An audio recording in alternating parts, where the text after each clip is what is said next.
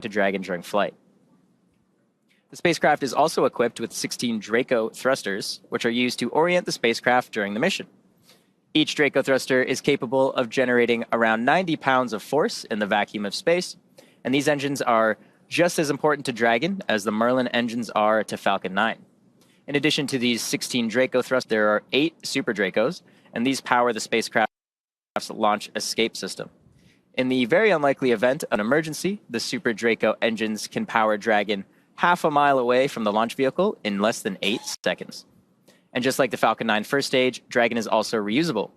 In fact, the Polaris Dawn crew is flying today in the exact same spacecraft for NASA's Crew 1 mission, as well as Inspiration 4. That said, there are a few changes that we've made to Dragon for this mission. In order to accommodate a spacewalk, this is the first Dragon to be outfitted with a Skywalker in place of the cupola observation dome. The Skywalker is a structure that is mounted to the top of Dragon, as you can see there, and the astronauts will use this to assist in exiting and re-entering the spacecraft during their spacewalk. This Dragon is also carrying Starlink, making this the first mission to attempt to use the Starlink network in orbit. Inside of Dragon is a router connected to a user terminal located in Dragon's trunk, and this terminal will be linked to a new device known as the Plug and Placer, which will enable the spacecraft to communicate with Starlink satellites that will be in orbit below Dragon. Now, we're very excited to see all of this in action, but Dragon has to get up there first. So let's take a look at the rocket that will be taking our crew and Dragon to space. Dragon will be delivered to orbit today by SpaceX's Falcon 9, the first orbital-class rocket capable of reflight. Reusability allows us to refly the most expensive parts of the rocket, and that in turn drives down the cost of spaceflight. To date, Falcon 9 has performed 369 orbital launches, 326 landings, and 300 reflights. Standing about 65.5 meters tall, or about 215 feet, Falcon 9 is a 2-stage rocket that provides 1.7 million pounds of thrust on its first stage, thanks to those 9 Merlin M1D engines. And today's mission will be the 4th launch and landing for this particular booster. It previously supported NASA's Crew 8 mission to the International Space Station in March earlier this year. It's also supported 2 SpaceX Starlink missions. Now, after stage separation, when the first stage has done the bulk of its job for the day, it will initiate 2 burns as it makes its way back down towards the surface of Earth. First is the entry burn to help slow Falcon 9 down as it prepares to re-enter the thicker layers of Earth's atmosphere. Finally, the landing burn will further decelerate the rocket just enough to perform a precision landing on our drone ship. Just read the instructions. And that drone ship is currently stationed downrange in the Atlantic Ocean.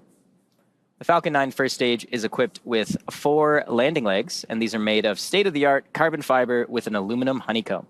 These are placed symmetrically around the base of the rocket, and they are stowed during ascent and deploy just ahead of landing.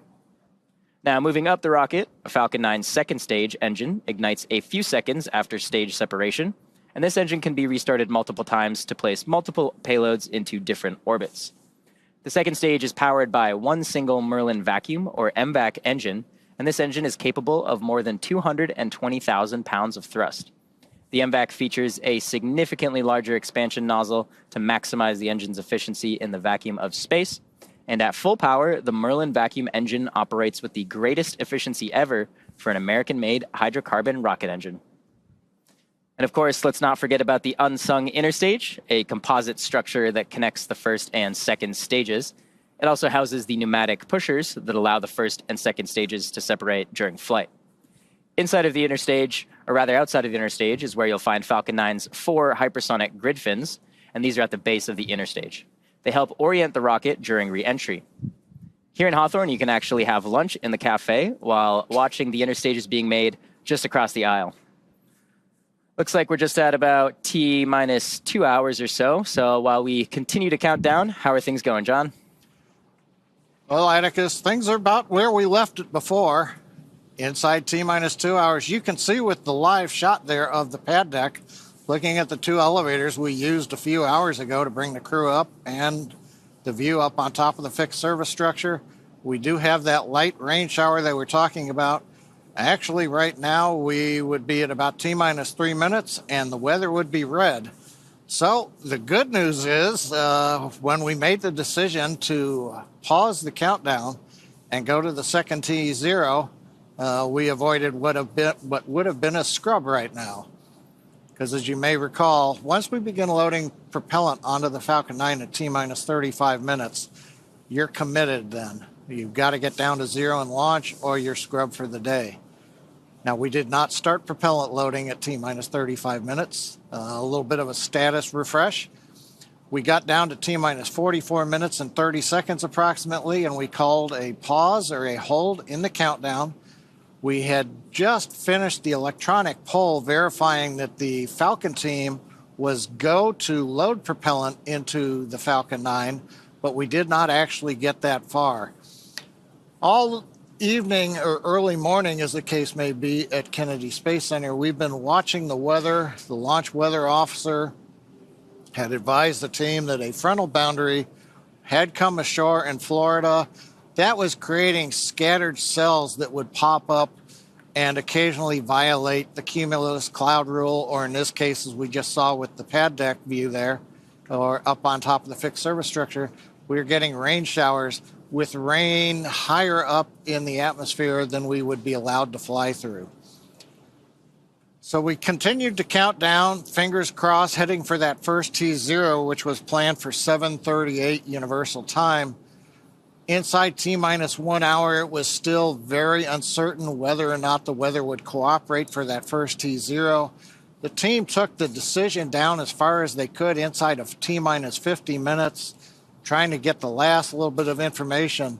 But just as we thought we were going to press on and go with the original T0, we saw a cell pop up on the radar map that exceeded conditions. We looked at that and decided to go ahead and hold the clock.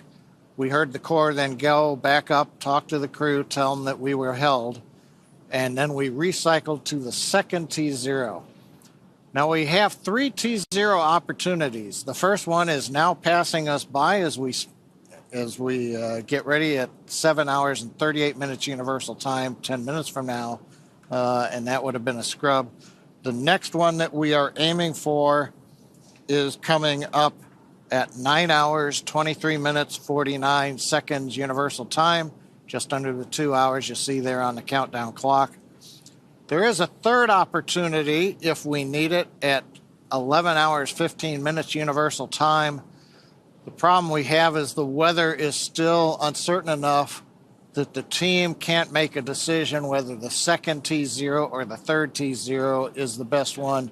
We're going to continue counting down, obviously, as you can see on the clock there. The scattered rain showers we see, those should clear out of the way. But we most recently had another no-go condition pop up. The surface electric field, essentially the measure of how the atmosphere is electrically charged, has violated criteria. We're going to continue to watch that. We think that one will clear. Primarily, we're continuing to worry about the cumulus clouds and the possibility of having to fly through rain on the way up the northeast coast of the United States as we head into the orbit at just over 51 degrees inclination. The Corps has talked to the crew on board Dragon. The mission director for Dragon, they have done their readiness polls. We've also checked with the SpaceX Falcon 9 team. They are go. Also, it appears that the next T0, there is no proximity warnings or concerns with any orbital satellites. Sometimes you have to move a launch window a minute or two if there might be a conjunction in space. Right now, it looks like we don't have any of those issues. The big question will be whether or not the weather is going to be go at the next T0. The other plan that we have is while we are in this hold for a little while, this is giving the Dragon and Falcon launch teams a chance to rotate people on and off console, take a few minutes break. It's been a long early morning for the team. Everybody continues to have support. So, we're ready to support anything that may come up, but we are giving the crew a chance to refresh. The next major event is we continue asking the launch weather officer, what's the forecast look like? What's the forecast look like? The next big one coming up will be at T-minus 1 hour and 30 minutes, just over 22 minutes from now. That's when Dragon is going to rotate the seats back into the launch position. The crew right now is sitting upright inside the Dragon that you can see there. The crew access arm, and there's a view of the crew in their upright posture, and then we'll rotate to horizontal into the launch position to get ready. That'll be a little later in the count than we had done it the first time around, but that's fine. The hatch is closed, leak checks, everything is copacetic and Dragon, so they'll get ready in an hour and a half and go back into the launch position in their seats. We'll continue to bring it down. We'll get inside T-minus 1 hour where we'll do another evaluation on what the launch looks like. And then fingers crossed we'll be able to press past T-minus 45 minutes and get into the prop load at T-minus 35 minutes. Everything continues to look good. One reminder, the only people on the pad right now are the Dragon crew themselves, the 4 people inside the Dragon. You can see that crew access arm. The seals have been deflated. They're retracted. All of the handholds are out of the way. Everything's been cleared. The only thing really waiting for everybody is ideally we get inside 45 minutes so we can retract the arm. So nobody's going back out to the pad right now. All the vehicles are cleared off. So we're going to just continue to give you status updates as we go along. But Kate, yeah, hopefully the second T0 is the winner. The first one turns out the weather is red right now, and we wouldn't have been able to go. Yep. Well, you know what? It's been a good rehearsal so far.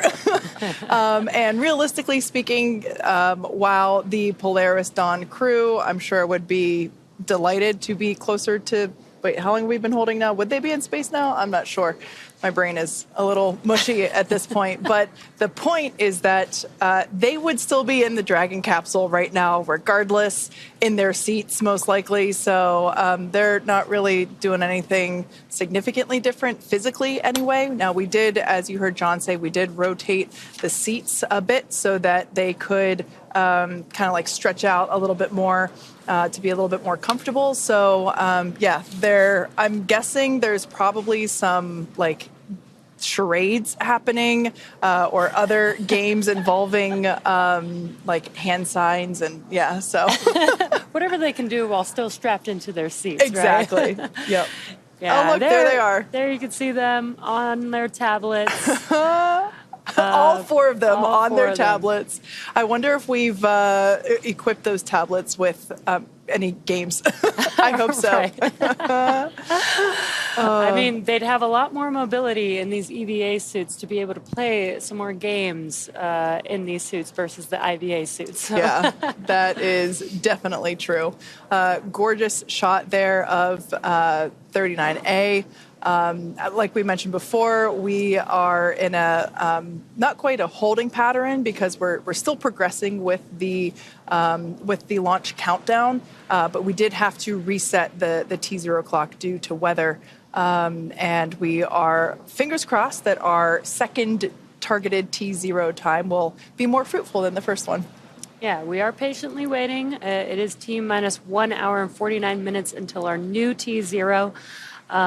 But yeah, the crew is patiently waiting, relaxing inside of Dragon.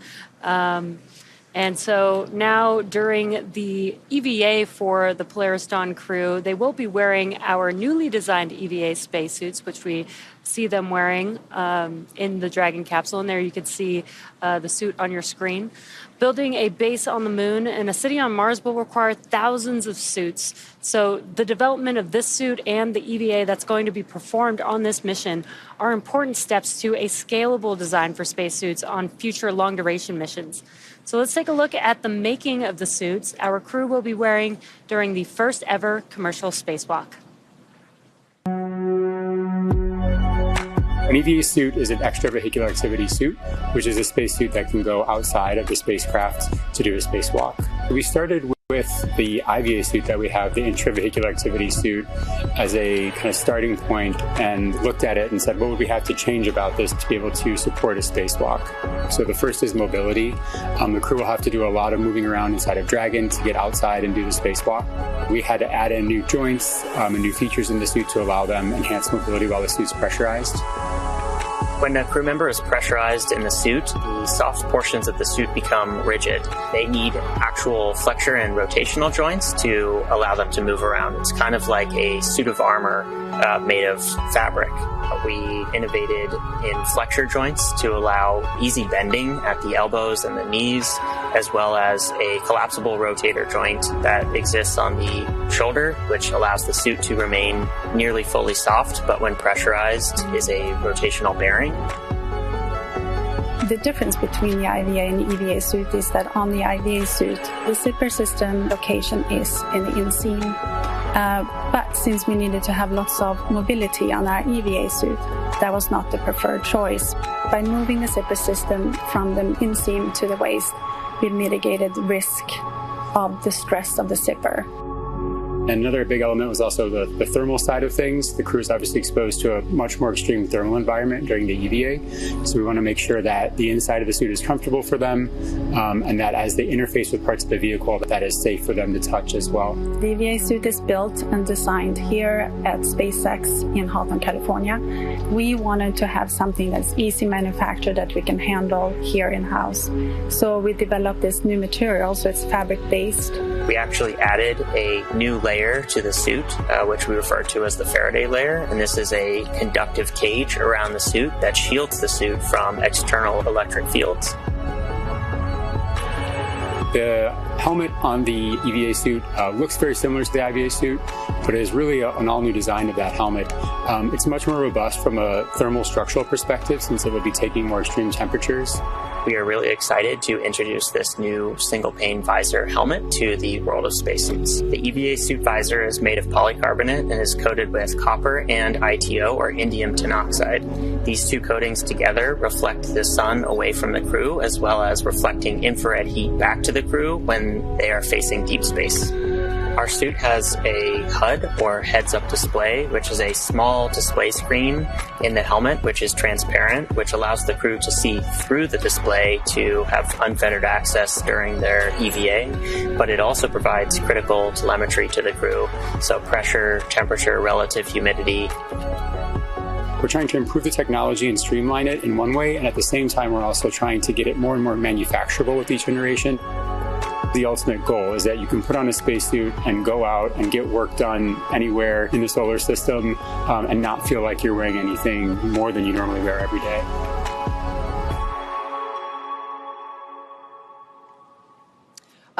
Love seeing how we have designed those suits from really the ground up. They look similar to the IVA suits, but there's so many enhancements and changes in order to make them suitable for an EVA, and we are definitely looking forward to seeing them in action in just a few days. But until then, let's take a look at how the actual EVA itself came together.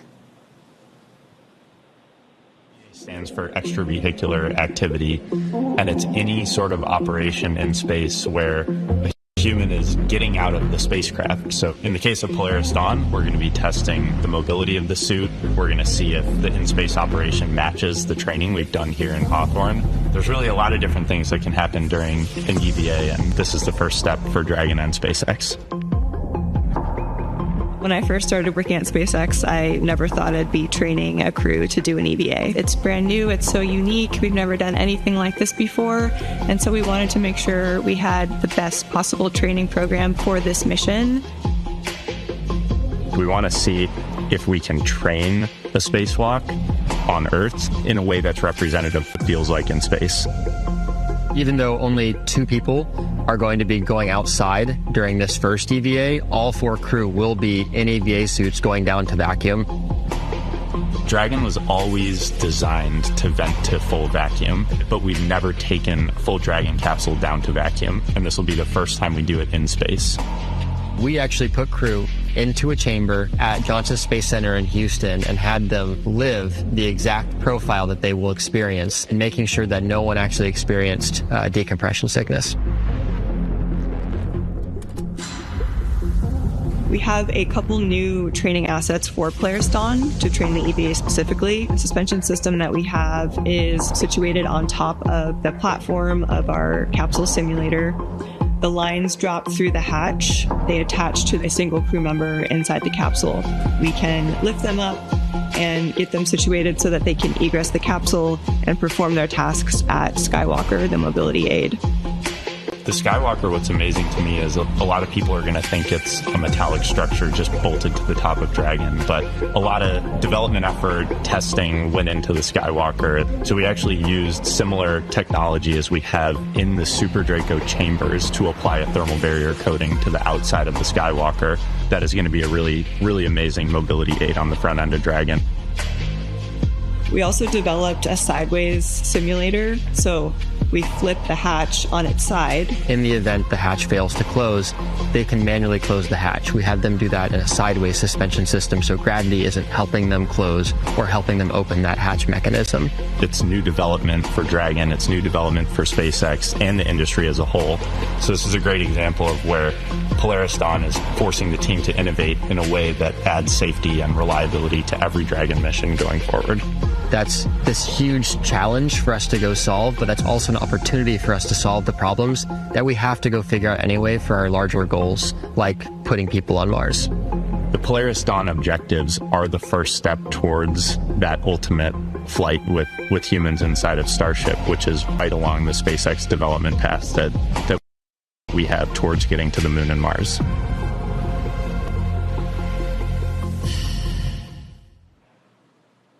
It is so exciting to see not only development of the EVA suit, but the EVA operations as well, and how so much has specialized for this mission with the goal of having the ability to open that top hatch and have Jared and then Sarah go out and test the mobility of the suit and the functionality. And to me, it's just so cool to be able to see the design and the planning that went into all of that to make what is about to happen.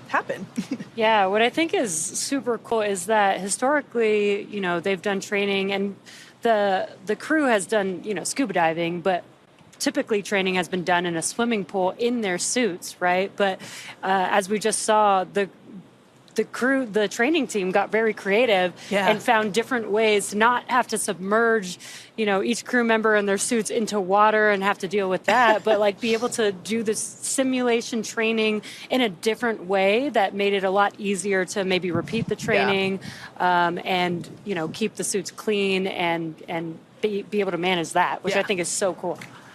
Yeah, I think we really just kind of innovate across the board, right? Just every aspect of the mission, from the hardware to the training itself to just our processes. So it's really great to see all of that. One thing that actually really stuck out to me is the mention of how these suits will sort of be used in the far future. I love how we always keep just the big picture in mind. The goal of SpaceX, make humans an interplanetary species, get to the moon, get to Mars, get beyond.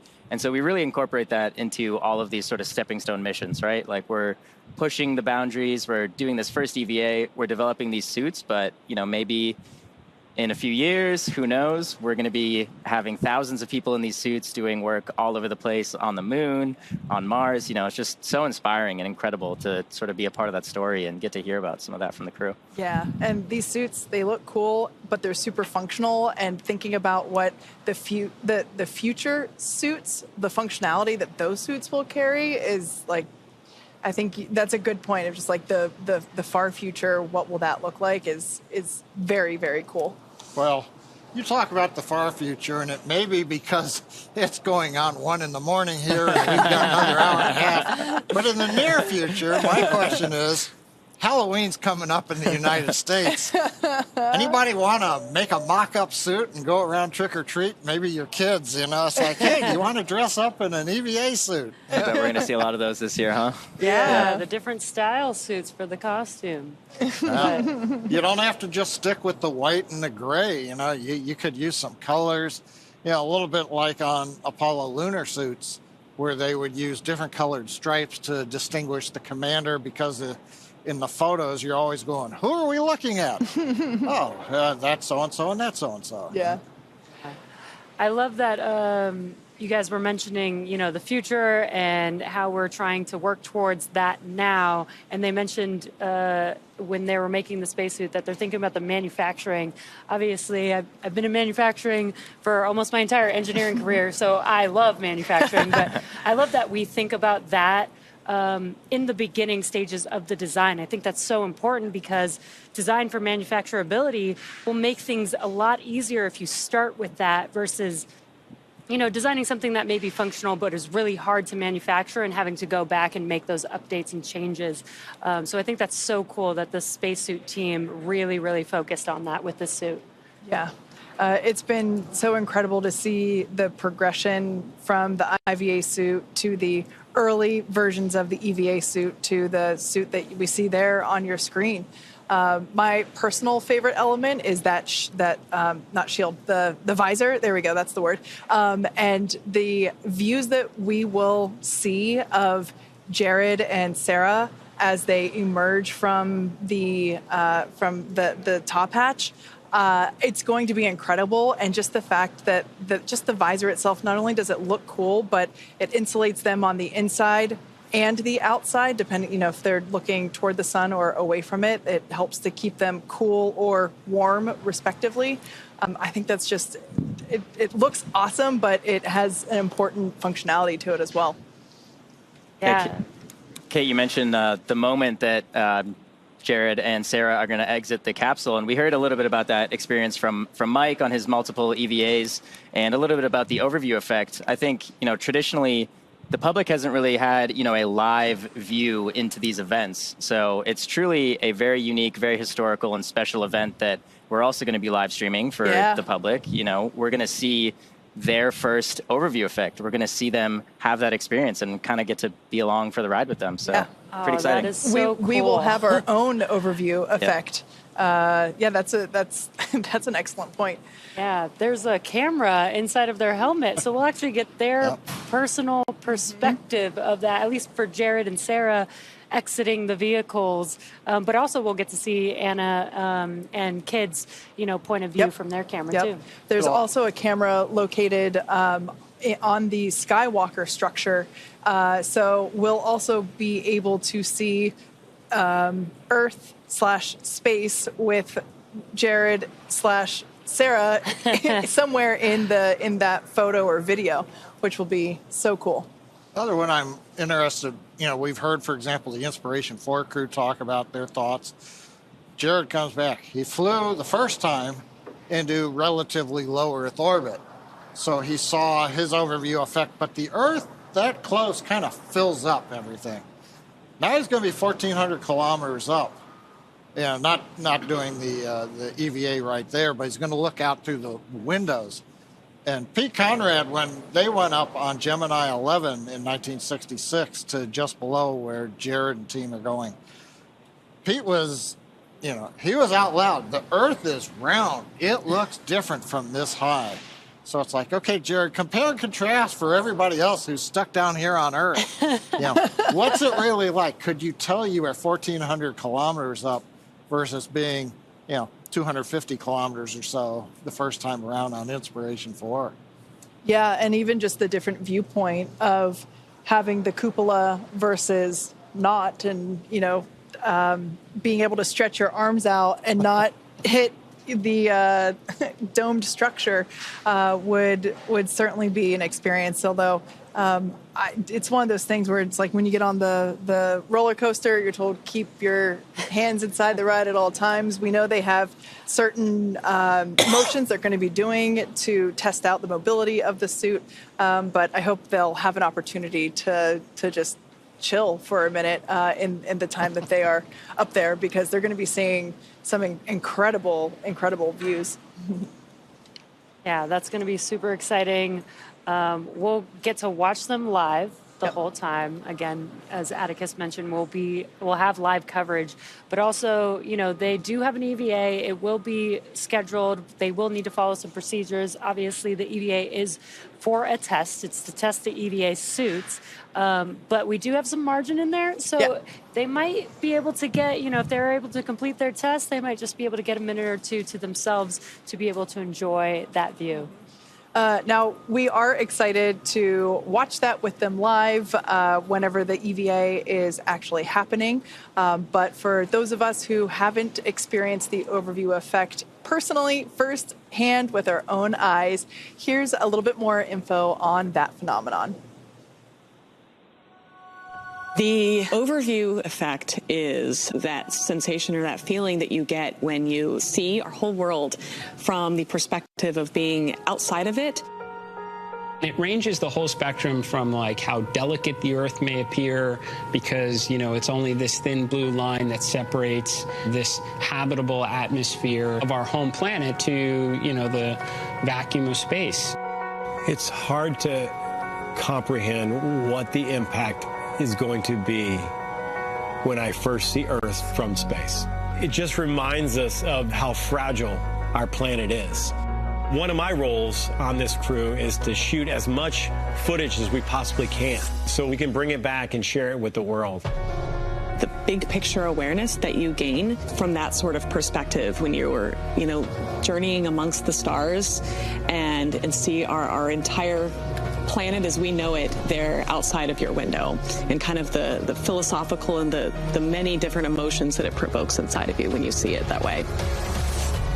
We have barely begun our journey to explore the worlds around us. And that hit me right when I saw the moon rise around Earth and saying, like, come on, it's been 50 years. We got to get back there, and we got to get to Mars, and we got to figure out how to get out of our own solar system and try and figure out what this is all about.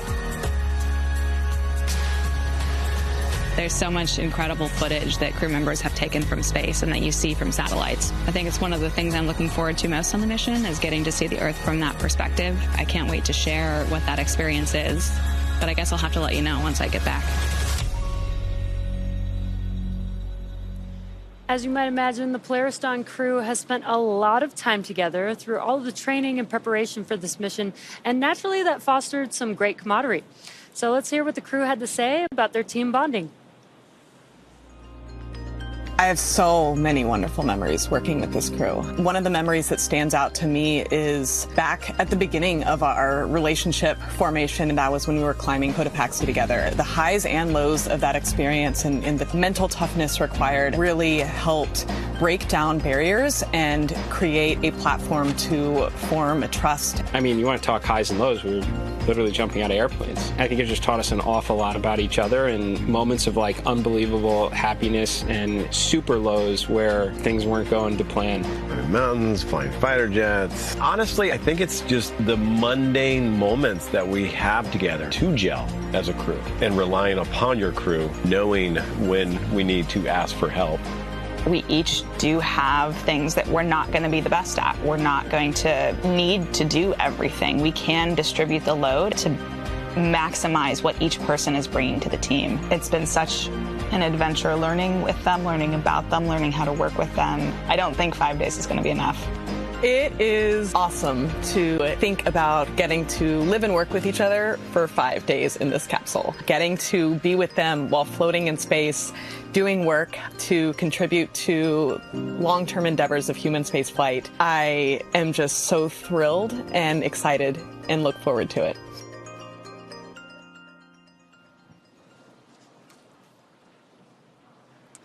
Now, there are science and supplies going up on the Polaris Dawn mission, but also the crew is taking along some personal items for their 5-day trip around the planet. We caught up with the crew during training to get a little more insight on what each of them are planning to take to space. What am I going to bring to space? I've thought long and hard about this one. A book that I co-authored about a mama dragon that ends up training and flying to space. my dad's necklace, jewelry for my wife, watches. I have a Thunderbird watch and a fighter weapons school watch. I don't know, it's one of my takeaways after Inspiration 4 was it's kind of like camping, you brought too much. One of my actual debrief points was bring less. When I got married to my husband, we went to the store and picked up a Cat in the Hat book. For our entire wedding, all of the ceremony was taped in this book, all of our vows were taped in the book, and then it got passed around and all the speeches got added to the book. And so it's just a very fun collection of very special memories captured in a very endearing Cat in the Hat book. I'm going to bring this big hunk of metal that will go higher than anyone has ever flown in Earth orbit. I'd love to be able to have some sort of a memorabilia for everyone who contributes to this, of which it's pretty hard because there's 10,000 plus SpaceXers. I guess I wish I could bring something for everyone who's made a difference in this program. I will, in particular, get to read this story from space to my kids here on Earth, as well as some of the brave kids of St. Jude Children's Research Hospital. And I think that connection moment while I'm up there floating in space is something I'm just really excited to have the opportunity to have. So as you can see here on your screen, the Polaris Dawn crew, the seats have rotated back into the launch position. So that is a good sign. Everyone remains comfortable, buckled into their seats. We're now just under an hour and a half until the next launch opportunity.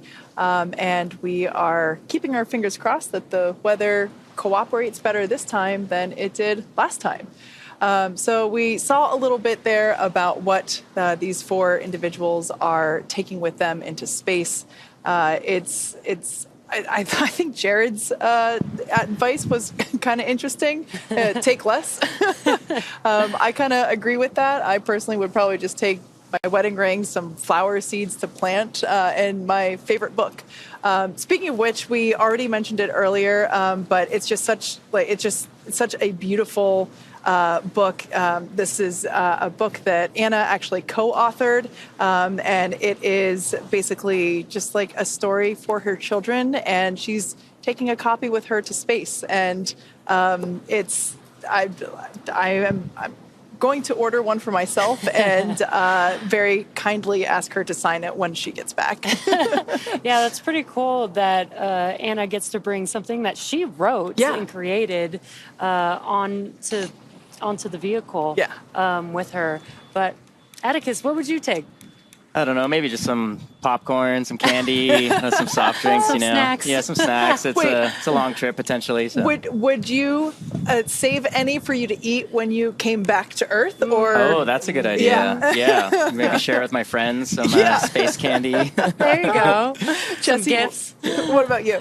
Oh, I would definitely have to bring a basketball. Of course. Basketball has made me who I am today, but what I really want to do is bring Space Jam to real life. That's my plan. Amazing. John, your basketball will be your zero-G indicator. That is genius, John. Or a Nerf ball. Yeah, a Nerf basketball. There we go. Not for a mission with an EVA operation, though. Oh, yeah. John, what would you take? I'll be more of a sentimentalist. When I was in the Air Force, working Titan launch vehicles, not the ICBMs, but the above-ground launch vehicles, the Air Force only had one way to distinguish, and that was to give you a rocket badge that you would pin on to your uniform shirt. And so it said, yes, you're working launch vehicles. Well, I've had that since 1980 when I started working launch vehicles, and it's actually been to space and back on a Falcon 9 first stage. So I would take that well-worn and well-traveled badge, and I'd take it with me again, and away it would go. Yep. And then come back down. So it'd have 2 flights on it. Yeah. And it would be a rocket badge. It'd be pretty cool. I also thought of another one that you could do, your binder. The infamous webcast binder, just like I always have my my notebook. I think those would be 2 staples if we were to go. Yep. My brains. Who knows, maybe we'll do a webcast from space one day, right? We'll have some of our own employees up there, maybe broadcast live. You never know, right? That could be cool. Anna and Sarah are making the way for us to go up there. So that could be a thing. Yeah. We heard earlier that kid puked the whole time during his training. That would be me, 100%. I can barely ride in the back of an Uber. Oh, man. Yeah, it's a little bit more spicy than an Uber on the way up to space. It's okay. I will hold down the fort here while you guys go. It's only 4 Gs. Only 4 Gs. Yeah. Anyway, we are continuing to count down to the next launch opportunity for the Polaris Dawn crew. For those of you that have just recently joined us, all 4 of our crew members are inside that Dragon capsule there on your screen. They are the only ones left at the launch pad. The closeout crew have departed the pad, and we unfortunately had to reset the countdown clock just past, I think it was like T minus 48 minutes. So unfortunately, there was a last-minute radar scan that showed basically non-conforming weather requirements, and so we had to stand down and basically reset for our next opportunity, which is coming up in just an hour and 22 minutes. So the crew has remained in the Dragon capsule. Folks here for mission control are cycling through, getting an opportunity to stretch their legs, get some refreshments or some food, and really get refocused as we come back into almost right where we left off. Yep, so as the clock continues to count, we're just at about T-minus 1 hour and 20 minutes. So far, everything with Falcon 9 and Dragon are being reported as healthy. But in the meantime, John, can we get a further status update?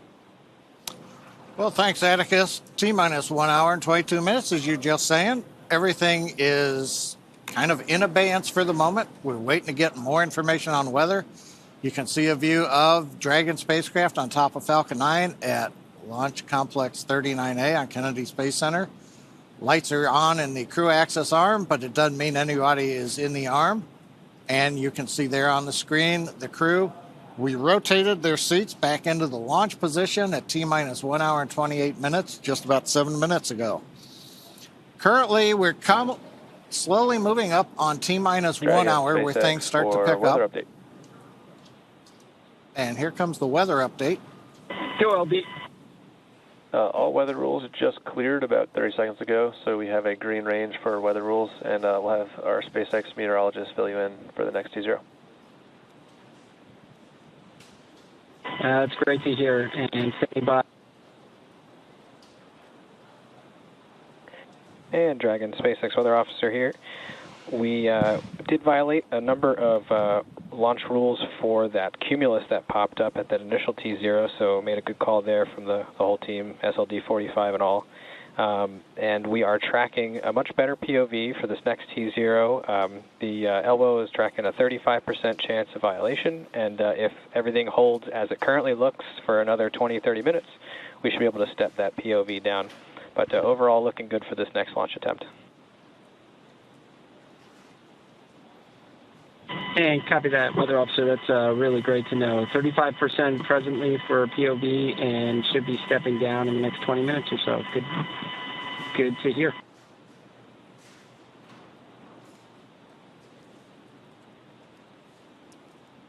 Okay, so they've told the crew that what we're just getting from the launch weather officer. The first launch attempt we had to hold as we got inside T-minus 45 minutes. A cell had popped up, and it looked like we were going to be no-go at T0, which would have scrubbed us for the morning. So instead, we held off before we began prop load into the Falcon 9. That preserved a second launch attempt coming up in just under 80 minutes from now.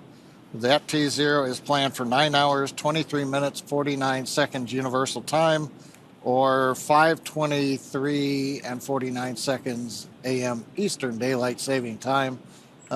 Just about an hour or so before dawn there in Cocoa Beach, Florida. So hopefully they'll get a good view if the weather continues to dissipate. As I mentioned, we had the crew rotate seats back into the launch position at T-minus 1 hour and 28 minutes. On the SpaceX Falcon 9 side, the launch chief engineer is going through a technical readiness poll. making sure that the Falcon team is ready to pick up the count as we get inside T-minus 1 hour. Also, amplify a little bit on the launch weather officer. It's always interesting. A probability of violation, or POV as they call it, of 35%. So that means essentially 1 chance in 3 of violating the weather constraints that we would have for a launch. It's interesting. An optimist would say it's a 60% probability of good weather. You know, I don't know why we do the probability of violation, but that's the history. It's been that for as long as I have known it. The big thing that is changing is that the weather was fairly chaotic over the last hour. It's very hard to model and predict as the boundary layer was coming ashore. What they're seeing right now in the weather radar is the boundary looks like it's dissipating.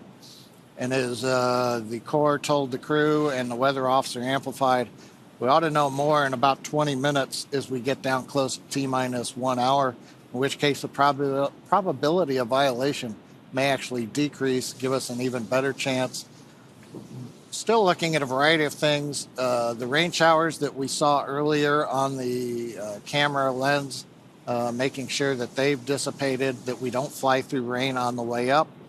We also want to make sure the big one is cumulus cloud rules. We don't want any thick, high-altitude clouds in the flight trajectory. And then, of course, continuing to watch the winds, but that looks to be pretty good.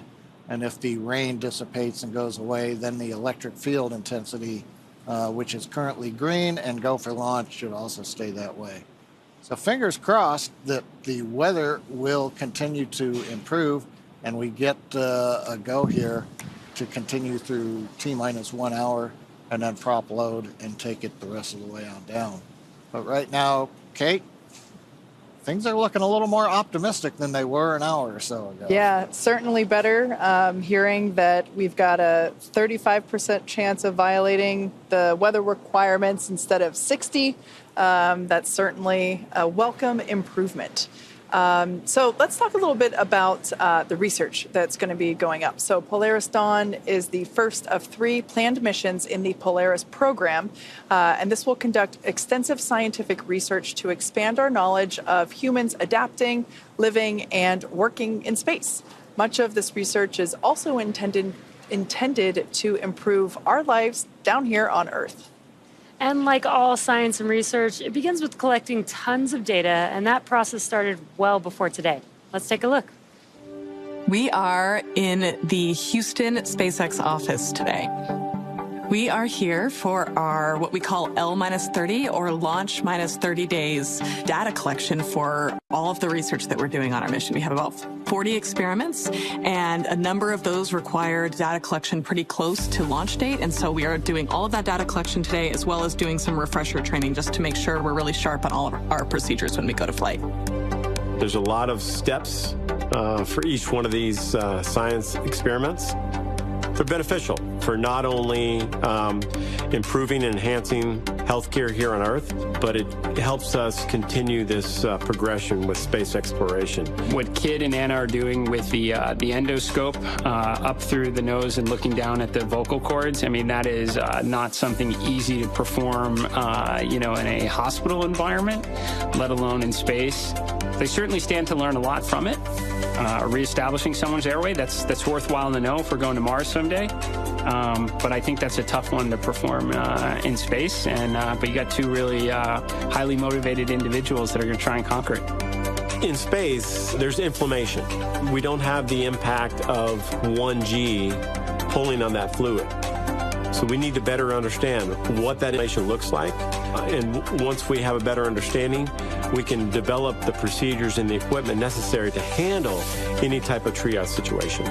When we stepped into this virtual reality scenario, I think Kid and I liked it a lot because they're flying a spacecraft on Mars to kind of gather like hand-eye coordination, motor skills, some cognitive abilities now, and then they're going to compare it to post-flight as opposed to whether or not we can successfully land on Mars. One of the unique things of our missions, they're 3 to 5 days length. You maybe can't study the super long duration things, but what you can study is what happens immediately when you get up there and how soon these things start to take place. So this big problem in the astronaut community is called SANS, and it's where the astronaut's eyesight and ocular health start to degrade over time. So they will be wearing a contact that actually makes them look like a cyborg. It has little coils that can measure the interocular pressure, and then we can start testing countermeasures that might actually be able to prevent some of those negative effects. We are doing an experiment called GVS disorientation, and this experiment, we wear a set of electrodes that sends electricity essentially through our brain between our inner ears and stimulates a disorientation and an imbalance to train astronauts' adaptation to different G environments and hope to quicken that readaptation. One of the things that we're doing with ultrasound is we are going to be collecting imagery of our veins and identifying whether there's actually bubbles forming when we are changing cabin pressure. It's very possible that nitrogen will bubble out into our blood. If we see bubbles, it will be completely normal and okay if we do see bubbles, but we are hoping to capture that on ultrasound. In order for us to become multiplanetary, we've got to overcome some of these challenges associated with space exploration on longer duration missions. What we gather on orbit in a zero-G environment, in a vacuum, will help us continue this cause in furthering space exploration.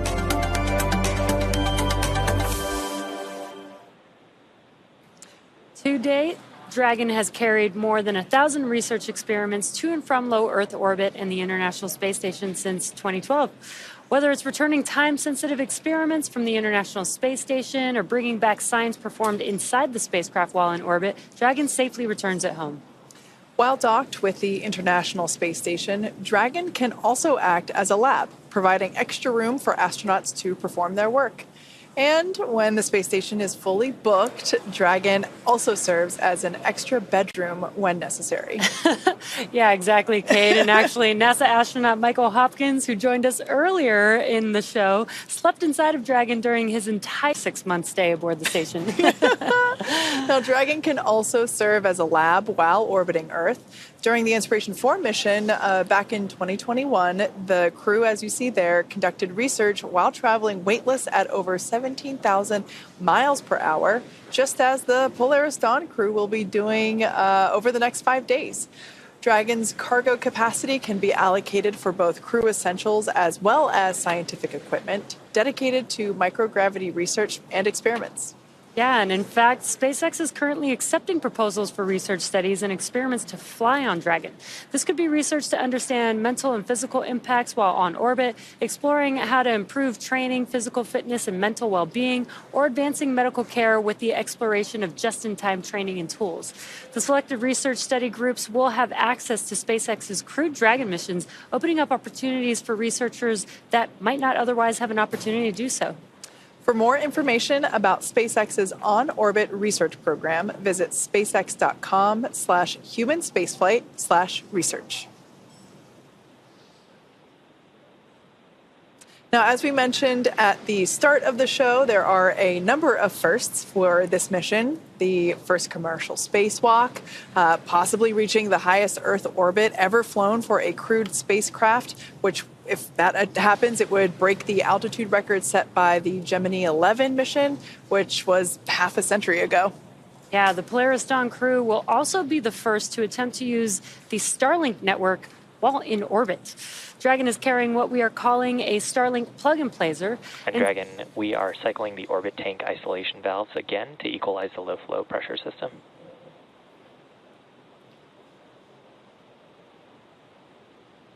Copy that, SpaceX. We're following. And just a quick update from the core to the crew. Dragon is carrying what we are calling a Starlink plug-and-placer, and inside Dragon is a router connected to a user terminal in Dragon's trunk. Now, this terminal will be linked to the new plug-and-placer device that is mounted on board. And all of this will be responsible for establishing and maintaining a laser communications link with Starlink satellites, which will be in orbit about 200 kilometers below Dragon. Using this hardware, Dragon will attempt to talk to Starlink the same way Starlink satellites talk between themselves with lasers.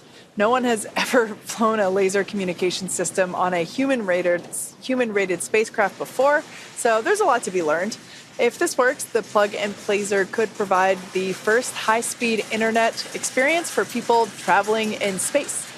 Yeah, this technology will also help here on Earth by facilitating healthcare access and connectivity to underserved communities around the world. The Polaris program is donating Starlink to St. Jude Global partners in 5 countries. Strong, reliable internet will help support the St. Jude Global mission by providing partners greater access to online medical conferencing, case and imaging sharing, and diagnostic assistance. Hospitals and foundations that are part of the pilot program will be able to provide better care to patients thanks to high-speed, low-latency broadband internet. The first countries selected to receive Starlink include the Philippines, Brazil, Chile, Peru, and Mozambique. The Polaris team is also donating Starlink to 100 schools in Chile and Brazil, striving to increase internet connectivity, which can improve education and telemedicine efforts for communities in need. The Polaris Dawn crew actually had a chance to hear from the students in Chile after Starlink was installed.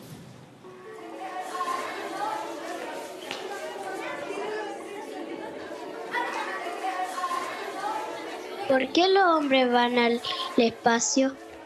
It's so important to go to space because there is so much of it and we know so little about it. How many of you would like to be an astronaut someday? There we go. How many of you want to go with us on our mission? They all want to go. Starlink is also enabling the rapid development of SpaceX's Starship vehicle, which just completed its 4th flight test in June. Starlink on Starship once again enabled real-time telemetry and live high-definition video throughout every phase of entry, with external cameras providing views all the way to the flight's conclusion. Down at Starbase, Texas, we're continuing to build, test, and fly the world's most powerful launch vehicle ever developed. SpaceX's ultimate goal is to make life multiplanetary, and Starship is the vehicle that will get us there. Starship is a fully reusable transportation system designed to carry a massive amount of cargo and large numbers of people to Earth orbit, the Moon, Mars, and beyond. Starship will be capable of carrying up to 200 metric tons to orbit and up to 100 passengers. And we're still in the testing phase, but major milestones like flying at a high cadence, full reuse, and on-orbit refilling are key priorities. We're also building a second Starbase launch tower to further increase Starship's flight opportunities. This will also allow for continuous upgrades to the towers while continuing to launch. Now, also in testing, our engineers are proving out all systems necessary to make a trip to the moon possible, such as propulsion, life support, and even the elevator that will take the crew and cargo from the Starship hatch opening down to the lunar surface. In partnership with NASA, Starship will put the first Artemis astronauts on the moon. The vehicle will perform one uncrewed demonstration flight before the Artemis 3 mission. You are go for section 5 of 4.100. Report when you are go for launch. Any copy that, SpaceX. We're stepping into section 5, 4.100. All right, so just the core syncing up with the crew, informing them that we are continuing with the launch countdown. So I was talking about the Artemis 3 program, the Artemis program, specifically the Artemis 3 mission, and how the Starship vehicle, like the one that you see there on your screen, will perform an uncrewed demonstration mission before the Artemis 3 mission. And that will be the first human surface expedition since 1972. With the ability to deliver cargo and people to the lunar surface. SpaceX, section 5, 4.100. Crews go for launch. All right, that is... Copy, crew is go for launch. Music to our ears. Crew is once again still ready for launch. So with the ability to deliver cargo and people to the lunar surface, we'll be ready to help humanity build a sustainable presence on the moon and learn how to live off-world before the next step to Mars. When the time comes for humans to explore the moon and beyond, they'll have to take everything with them for a surface expedition. Building bases or even cities will require huge amounts of cargo and eventually crew, and that's where Starship comes in. This year is shaping up to be a busy one for Starship. As we mentioned, we completed the fourth flight test of Starship on June 6th down in Starbase, Texas, as you see there. The Super Heavy booster lifted off successfully and completed a full duration ascent burn. Starship executed another successful hot stage separation, powering down all but 3 of Super Heavy's Raptor engines and successfully igniting the 6 second-stage Raptor engines before separating the vehicles. Following separation, the Super Heavy booster successfully completed its flip maneuver and boost back burn to send it back towards its splashdown zone. The booster's flight ended with a landing burn and soft splashdown in the Gulf of Mexico, 7 minutes and 24 seconds into flight. The landing was caught by both the onboard camera as well as one of our marine buoys. Meanwhile, Starship's 6 second-stage Raptor engines successfully powered the vehicle to space and placed it on the planned trajectory for coast. Starship made a controlled re-entry, successfully making it through the phases of peak heating and maximum aerodynamic pressure, demonstrating the ability to control the vehicle using its flaps while descending through the atmosphere at hypersonic speeds. And speaking of those flaps, Starship provided live video throughout re-entry via SpaceX's Starlink satellites, providing most spectacular views. And we all cheered on the little flap that could as it hung on with the last strings for dear life. Now, these Starlink-enabled views, they were incredible, and we're looking forward to having similar incredible views on Polaris Dawn. Yeah. Flight 4 ended with Starship igniting its 3 center Raptor engines and executing the first flip maneuver and landing burn since our high-altitude test campaign, followed by a soft splashdown of the ship in the Indian Ocean about an hour and 6 minutes after launch. The 4th flight of Starship made major strides to bring us closer to a rapidly reusable future. Its accomplishments will provide data to drive improvements as we continue rapidly developing Starship into a fully reusable transportation system. Now, looking forward to Flight 5, we're getting ready to attempt the first ever tower catch of a booster. Now, returning the booster after launch is a core capability to Starship, becoming rapidly and reliably reusable. And speaking of rapidly, as of August 21st, we had both towers fully stacked, which is so incredible to see. That's a real photo. That's awesome. So stay tuned for exciting updates as we get closer to this next launch. And as always, excitement is guaranteed. Now, for those that have just recently joined us, you picked a great time because we are exactly 1 hour and 1 minute and 13 seconds away from launch. Welcome back to the coverage for the Polaris Dawn mission. The Polaris program is a first-of-its-kind effort to rapidly advance human spaceflight capabilities while continuing to raise funds and awareness for important causes here on Earth. The program's goal is to demonstrate important operational capabilities that will serve as building blocks to help further human exploration to the Moon, Mars, and beyond. Polaris Dawn is the first mission in the Polaris program. The program will consist of up to 3 human spaceflight missions that will demonstrate new technologies, conduct extensive research, and ultimately culminate in the first flight of SpaceX's Starship with humans on board. The Polaris Dawn crew will be performing some incredible firsts in space, including the first ever commercial spacewalk. And this mission will fly higher than any Dragon mission to date, attempting to reach the highest Earth orbit ever flown for a crewed spacecraft, breaking the record set by Gemini 11 and a half a century ago.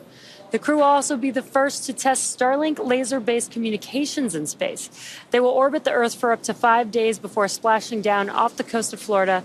And over the course of their mission in orbit, the crew will conduct a wide range of research in microgravity designed to advance both human health on Earth and our understanding of human health during future long-duration space flights. Now, liftoff time is still holding for 5:23 a.m. Eastern, and we're currently tracking no technical issues with Falcon 9 or Dragon. The range is green, and weather at the moment is cooperating, but the last POV that we had was 35%, and we heard that it was going to improve as we get closer to T0, so fingers crossed it stays that way. Now, over the last more than 3 hours, I think more like 5 hours at this point, the Polaris Dawn crew donned their SpaceX suits and were then transported to the pad where our crew entered Dragon spacecraft, the one that you see there on your screen. Since arriving at the spacecraft, the crew were helped by our closeout team to get in their seats, those seats that you see there, attach their suits to the special umbilicals that provide breathing air and communication link to Dragon systems. They conducted successful leak checks and communications checks with the core here in Hawthorne, and that is the person who they will be speaking to directly throughout the mission. That stands for Crew Operations Resource Engineer. Yeah, and the closeout team was able to seal the hatch, which also gets its own leak check. And the closeout team has already departed the pad. Once that hatch was sealed, they were able to clear the area and clear the pad.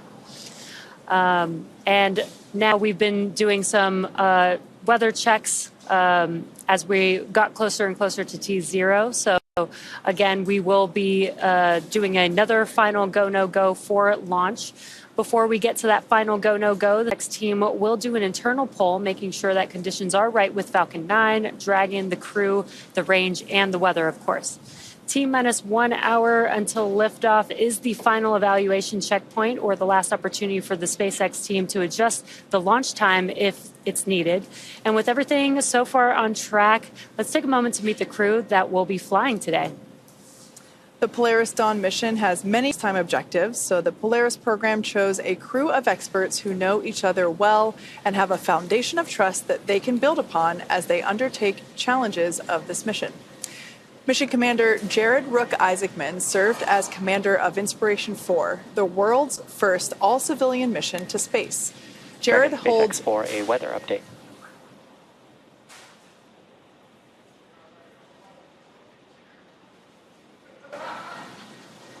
Go, SpaceX. Dragon, we are currently go for launch. Updated probability of violation is 20%. So with that, we are going to be pressing towards T02. We'll keep you updated if any other weather comes through. Hey, copy that.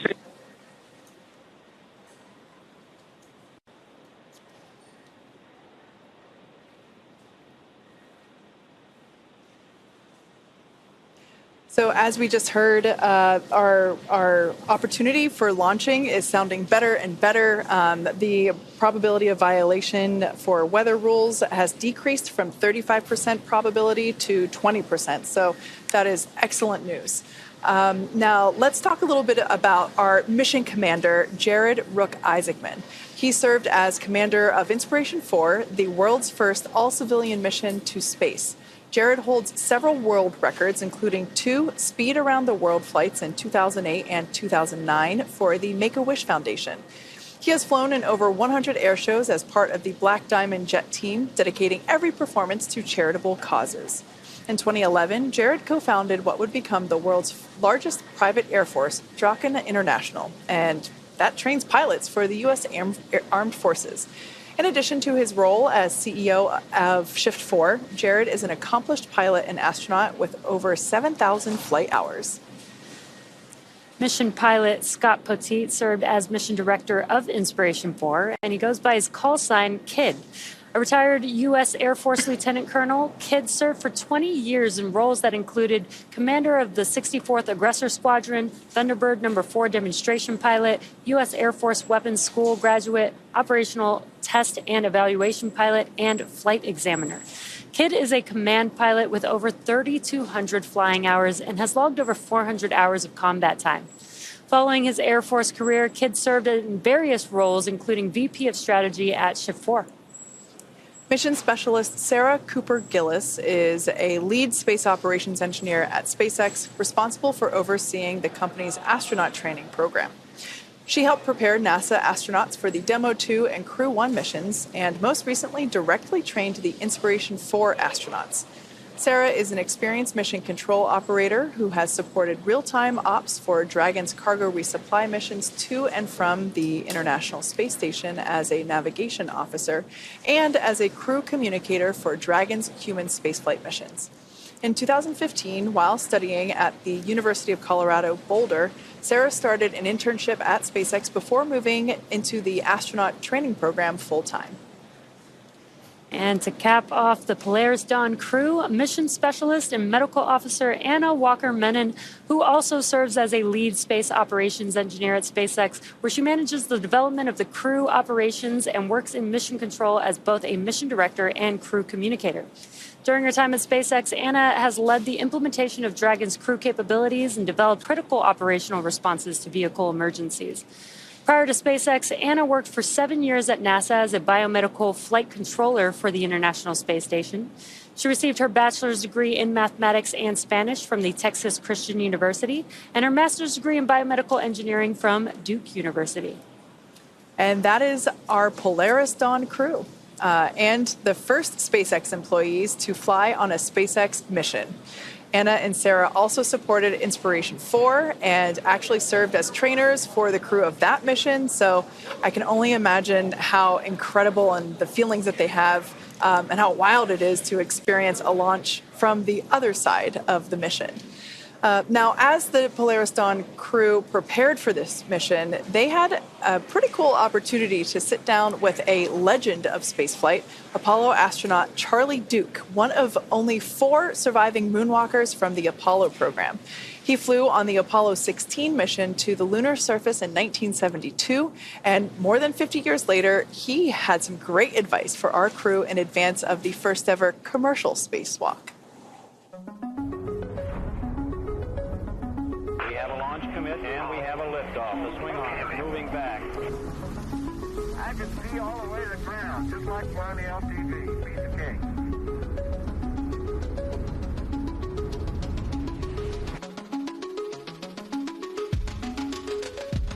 Welcome to our mission control. Thank you very much.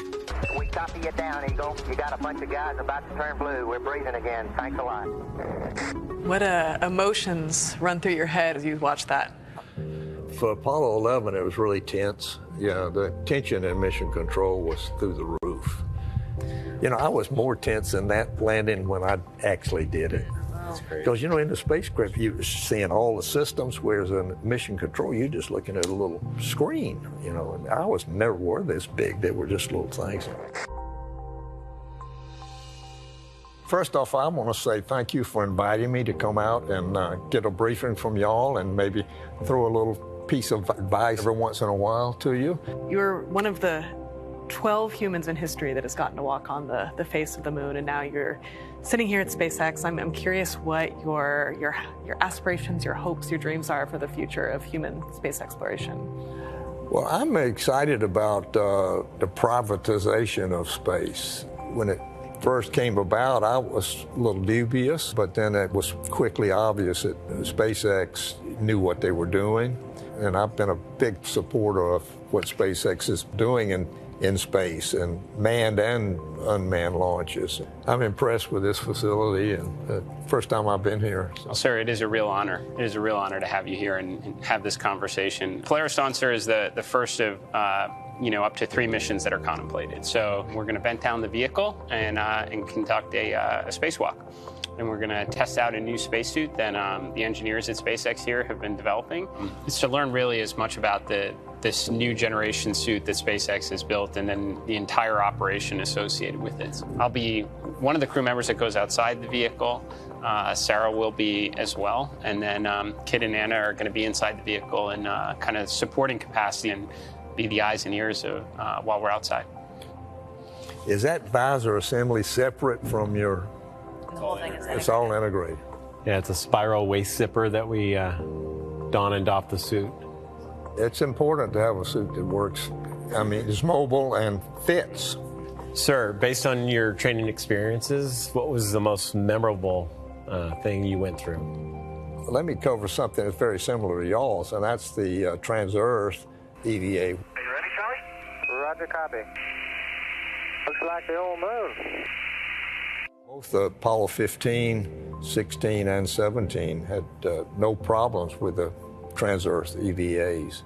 They're very spectacular. I mean, the view, that was my most impressive memory, really, is to float out, and there was the Earth down here about 180,000 miles away. And my job basically was hook myself in so I don't float off and hold on. How long are you depressurized? So for the spacewalk, based on the vehicle design and what we can support, we have about 2 hours end to end for both depressurizing external operations and then repressurizing the spacecraft. But we'll all get suited up, depressurize the spacecraft, and then 2 people, one at a time, will go outside, come back in before we repressurize the spacecraft. My advice is don't let go. That's good advice. I wish you well, and thank you. The goal of SpaceX is to build technologies necessary to make life multiplanetary. And this is the first time in the 4 billion year history of Earth that it's possible to realize that goal. Missions like Polaris Dawn are helping accelerate those efforts by developing and testing technologies that will enable humans to live and work in space, while also improving life for us here and now. I'm a total believer in the SpaceX mission and vision. I think the world is a more interesting place when you can journey among the stars. I believe that a lot of the questions that human beings have asked themselves since the beginning of time are probably out there, and we've barely scratched the surface, and SpaceX is trying to change that. Polaris Dawn has some really ambitious objectives, and the missions that follow it will also as well. And the hopes for all of these is that we will develop technologies and test technologies that will help SpaceX ultimately achieve its long-term ambitions of making human life interplanetary. What's really unique about the Polaris Dawn mission is it's a development mission. So not only are we taking the basic fundamentals of how to live in Dragon and operate the spacecraft, but we're now adding whole new operations for new suits, new systems, a new repressurization system in the capsule. There are whole new procedures for executing the spacewalks. We are doing incredible things, and we are changing the world, and we are making history. The men and women of this organization, the level of intelligence, it's unmatched. And that's why we're so passionate about our mission and about what SpaceX is continuing to do with their vision to further space exploration. There's a lot of things that you can be on either side of debate on, but for sure, it's okay to put a small percentage of our resources in advancing our species, and along the way, completely change the trajectory for humans on this planet in a positive way. And we can try and fix some of the day-to-day problems too. It doesn't have to be this either or, but yet so often it is. We're coming up on T-minus 46 minutes. The launch director and the launch team have conducted their electronic poll. The launch director has also checked with the Dragon mission director for their readiness. Everything continues to look good. We're going to be hearing some instructions from the SpaceX launch director. He'll be making announcements on the control room lockdown and protocols for hold or launch escapes. And he'll also be reminding the team that inside of T-minus 10 seconds, only the computer can abort the launch. Now, once the LD, the launch director, gives these instructions, they will clear the team to proceed with moving the crew arm away from the launch vehicle. You can see the arm is in the access position right now, but once we get... Poll is complete, and the team is ready for crew access arm retract, propellant loading, and launch. Both control rooms will go into lockdown at T-minus 45 minutes and remain in that state until the launch escape system is disarmed. All operators are remain at their console and maintain a sterile cockpit until MD confirms successful disarming the launch escape system following orbit insertion or propellant offload in the event of a scrub. For non-urgent no-go conditions, breathe the C or LD, and they'll approve during the countdown. For urgent issues affecting the safety of the operation, operators shall call hold, hold, hold on the countdown net. Launch control will abort the launch auto sequence immediately and proceed into the launch abort auto sequence. At T-minus 10 seconds, launch control will be hands-off, relying on automated abort criteria for the remainder of the count. Operators advise the launch director whether structural breakup or fire is imminent or occurring per Dragon manual escape flight rules. Launch control, you may proceed with arming the crew arm for movement.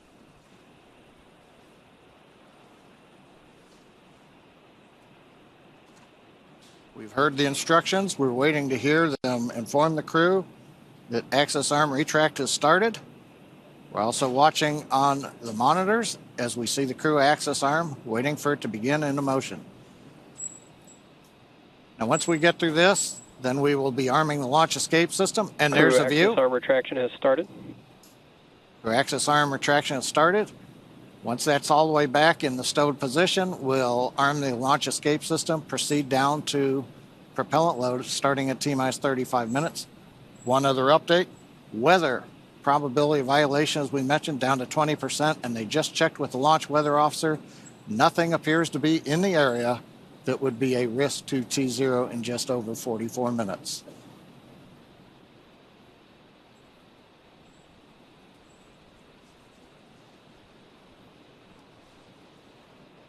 And Jesse, you can see crew axis arm starting to come back now.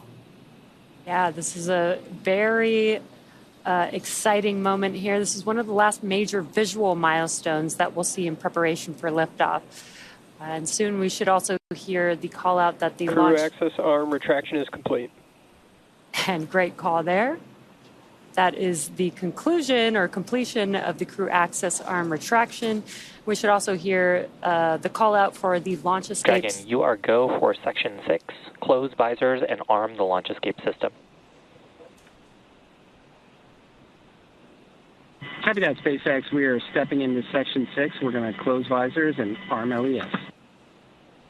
And there it is. They're getting ready to arm the launch escape system.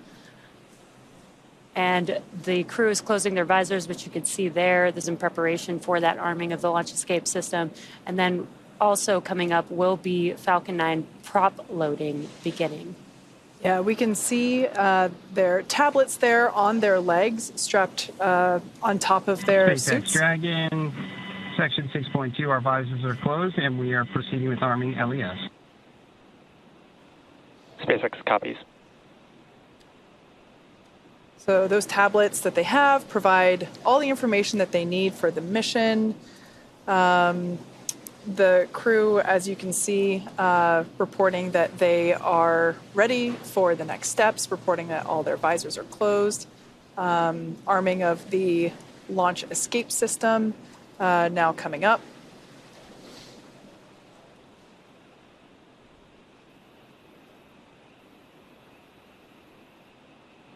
And we're just waiting for the call out. Launch escape system is verified armed.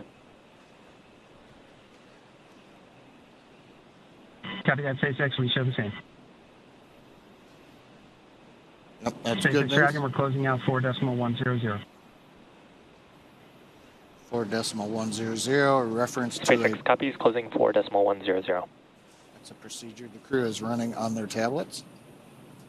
So with that, the launch escape system is now armed. Should something happen that requires Dragon to execute an emergency escape, if something were to happen to the Falcon 9 or the pad right now, the system is ready to go. There's another key reason. Once we got the crew access arm back, we went right into arming the launch escape system, because once that system is armed, should we need to have the crew leave but depart via the crew access arm, that arm took a minute or so to retract. It can actually come back into the support position much faster than that. So there's a high-speed mode, but that high-speed mode requires that we be in the armed configuration so that it'll be enabled. So if that was needed, the crew could then leave the hatch, go down the arm, and depending upon the direction, they can take the elevators. The elevators are currently at level 255. When the ground team left the pad, they send the elevators back up. So if the crew needs them, they're right there. And of course, we have the slide wire basket system on 39A is another way. So there's several ways if the crew had to leave. But the good news is, coming up 40 minutes before launch, everything continues to go well, technically, on Falcon 9 and Dragon. And it looks like the weather has begun to cooperate now.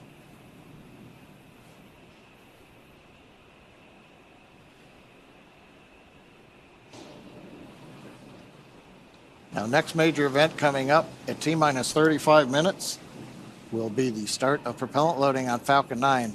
Once we get into that, then we're committed to the T0, even though there's still more time in the window and a third launch opportunity if we need it. We would not be able to take advantage of that if we get propellant going into the Falcon 9.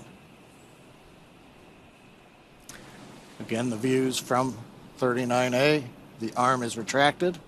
You can't tell it, but launch escape system is armed on the Dragon spacecraft.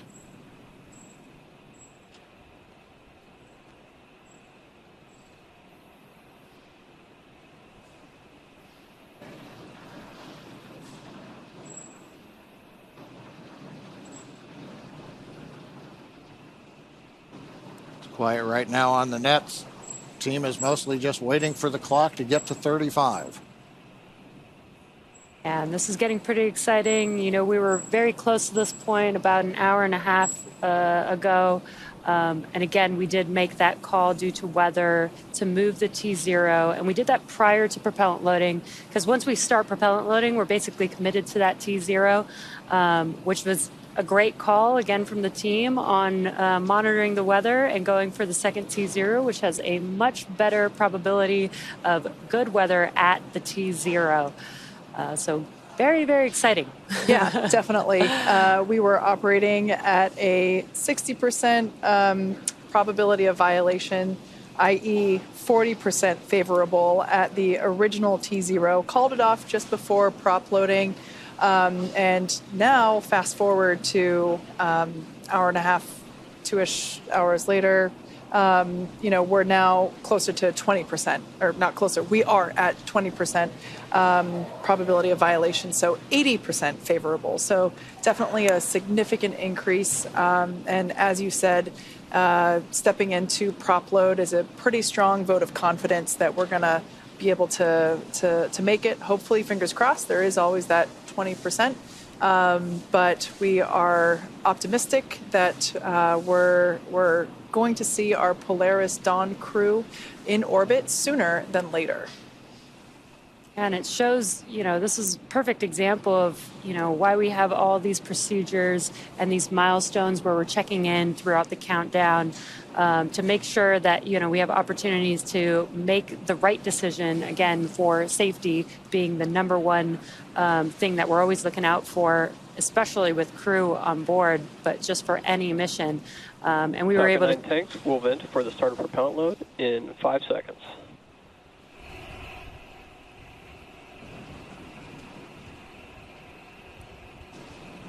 Yeah, we'll be hearing call-outs throughout the countdown up to the crew to let them know what's happening, both Falcon 9 and Dragon. And then we'll also hear call-outs on ascent. Yeah, and the Corps is keeping them updated so that they, there's going to be new sounds coming inside of the vehicle, and the Corps can keep them updated since they won't be able to see what's happening, but they might be able to hear it. So they'll be able to monitor, those familiar sounds or those expected sounds as the Corps is updating them with each milestone. Now, our next major event, as we've mentioned, is the start of propellant loading onto the Falcon 9. We'll hear that starting at T-minus 35 minutes. We also may hear the call-out launch auto sequence has started. That is the ground computer program that controls the last 35 minutes. And we should also, as we mentioned, hear the launch director call out to the crew that propellant loading has begun. Propellant loading sequence on the Falcon 9 begins with loading fuel onto both the first and the second stages. That's the RP1 kerosene fuel that we use. We'll also begin with liquid oxygen loading onto the first stage. Now, the second stage fuel loading will finish up fairly quickly at about T-minus 20.5 minutes. And then 4 minutes after that, we'll begin loading liquid oxygen onto the second stage. But right now, T-minus 35 minutes, 30 seconds. Everything continues to go well. We're waiting for the handover from the countdown master sequence to the launch automatic sequence to begin propellant loading. Once that begins, that'll commit us to a launch early this morning here at Pad 39A in Florida.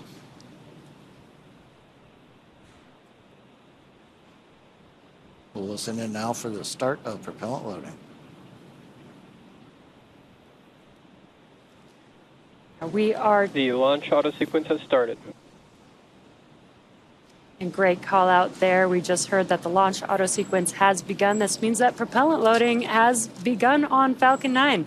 Now we are T-minus 34 minutes and 45 seconds from liftoff. Dragon was loaded with its propellants about a couple weeks ago, just a few miles down the road at what we call Dragon Land. In order to fly, Dragon needs a fuel and an oxidizer.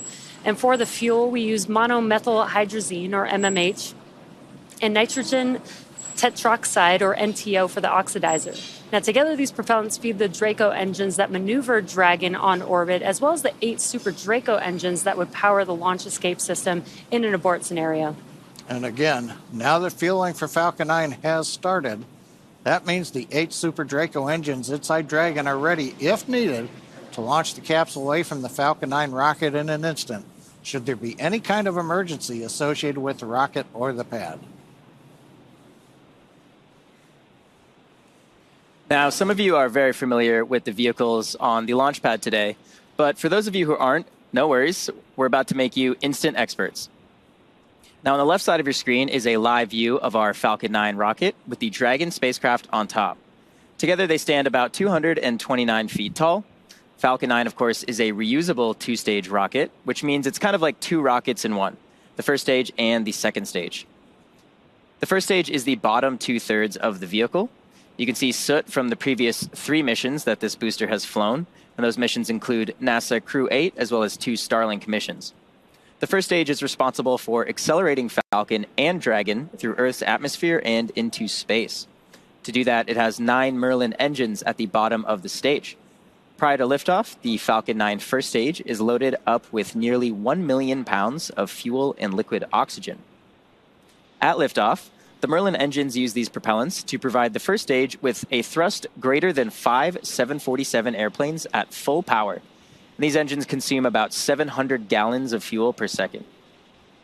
The first stage accelerates the vehicle through the Earth's atmosphere into space, and then separates from the rest of the rocket at just about 2.5 minutes into flight. From there, the first stage will do what no other orbital-class rocket in the world can do. It will make its way back down to Earth and target a landing on our drone ship. Just read the instructions, which you can see there on your screen. And this drone ship is currently parked and holding position a couple hundred miles downrange in the Atlantic Ocean. Our drone ships are essentially autonomous powered spaceports, and they allow our rocket to land offshore. For reference, our drone ships are about the size of a football field, so while they may look small on screen, they're actually pretty big in real life. Reusability is a critical part of our goal of making life multiplanetary. And to that end, we're working toward qualifying our fleet of Falcon boosters and fairings to support up to 40 missions each. As mentioned previously, Falcon 9 is a 2-stage rocket, and above the first stage is the second stage. The second stage has a single Merlin vacuum, or MVAC engine, and this engine ignites after stage 1 separates from stage 2. The second stage is essentially a smaller version of the first stage, and while the first stage gets us out of the Earth's atmosphere and away from the extreme forces of gravity, the second stage is designed to operate in the vacuum of space and deliver payloads, like Dragon today, to their target drop-off orbit. And of course, we have a great team here at SpaceX that will be monitoring both Falcon 9 and Dragon after liftoff.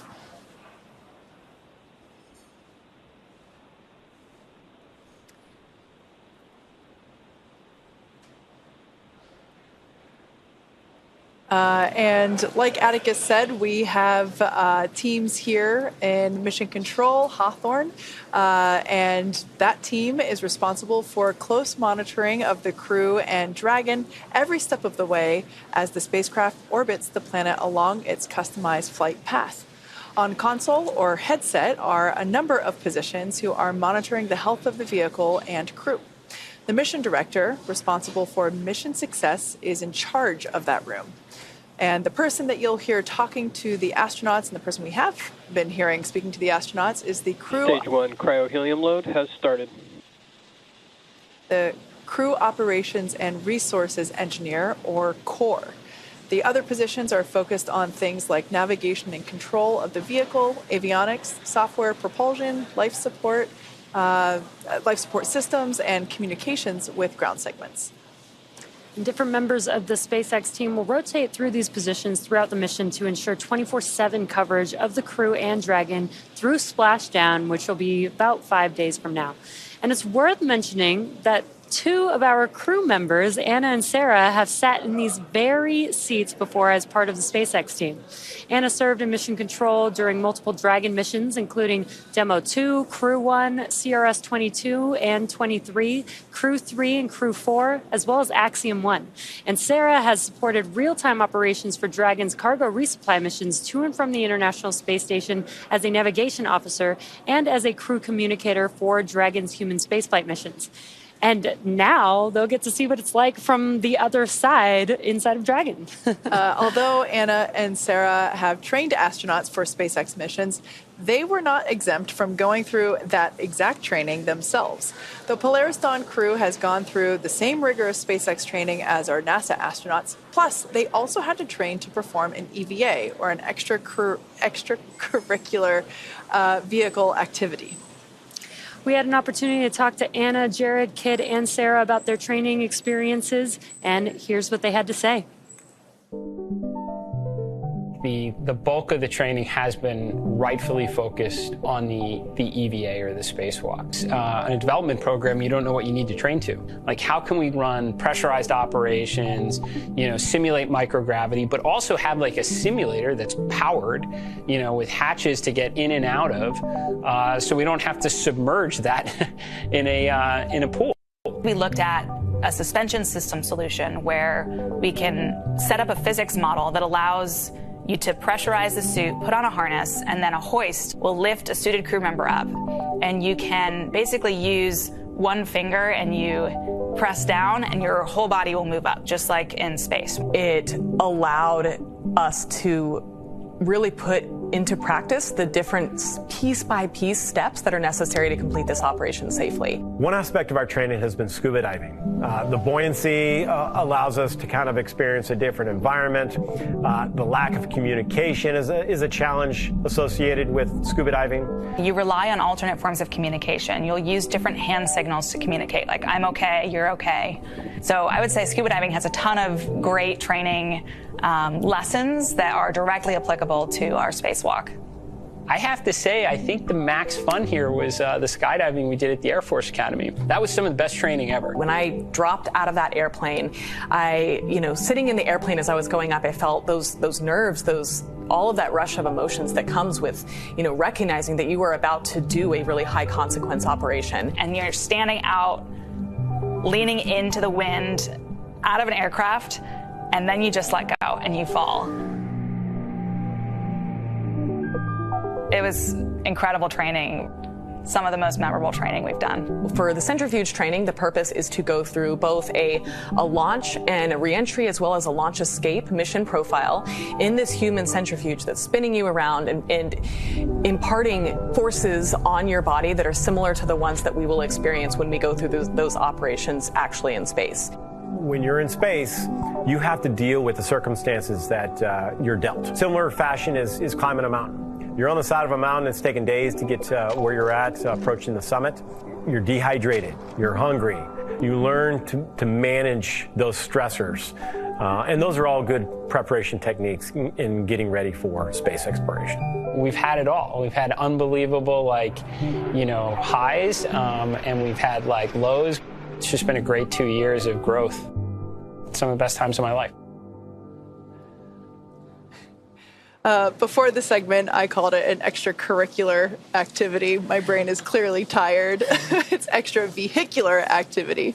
And as we mentioned earlier, much of the training that the crew went through was to prepare them to perform that extravehicular activity, or an EVA. Because Dragon does not have an airlock, the entire cabin will be depressurized. So essentially, all 4 astronauts will be performing the EVA. Jared and Sarah will exit the spacecraft to perform their tasks, while Kid and Anna remain inside to conduct their experiments and act as the ears and eyes. The EVA will last about 2 hours from the time that the cabin air is vented to when it is repressurized again.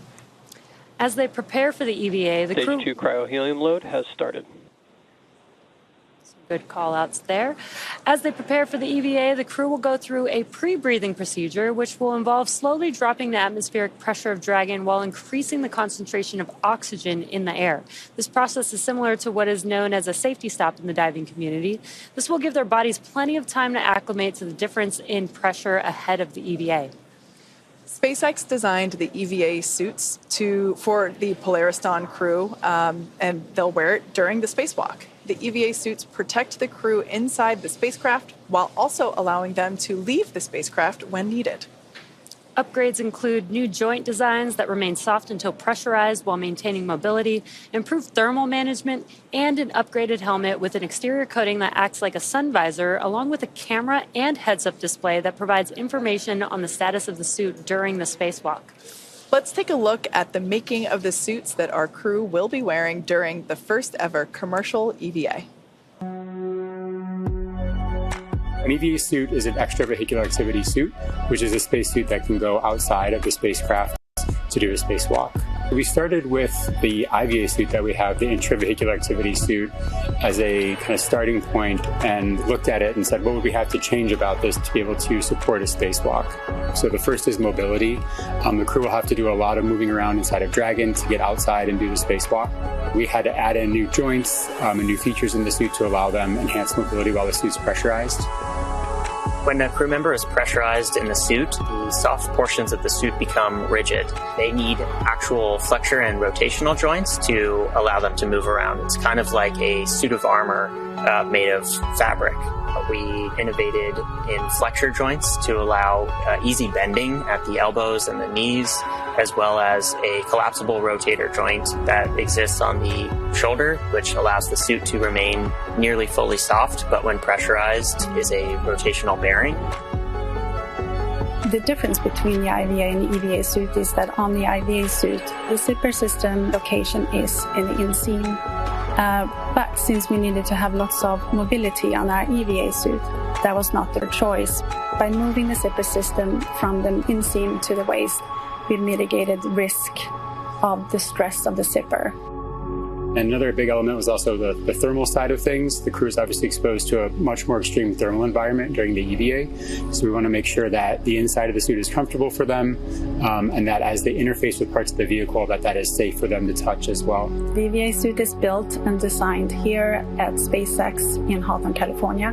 We wanted to have something that's easy manufactured that we can handle here in-house. So we developed this new material, so it's fabric-based. We actually added a new layer to the suit, which we refer to as the Faraday layer. And this is a conductive cage around the suit that shields the suit from external electric fields. The helmet on the EVA suit looks very similar to the IVA suit, but it is really an all-new design of that helmet. It's much more robust from a thermal structural perspective, since it will be taking more extreme temperatures.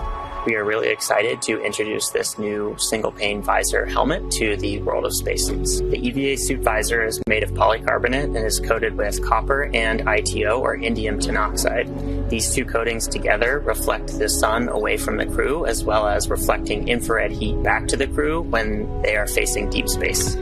Our suit has a HUD, or heads-up display, which is a small display screen in the helmet, which is transparent, which allows the crew to see through the display to have unfettered access during their EVA, but it also provides critical telemetry to the crew, so pressure, temperature, relative humidity. We're trying to improve the technology and streamline it in one way, and at the same time we're also trying to get it more and more manufacturable with each generation.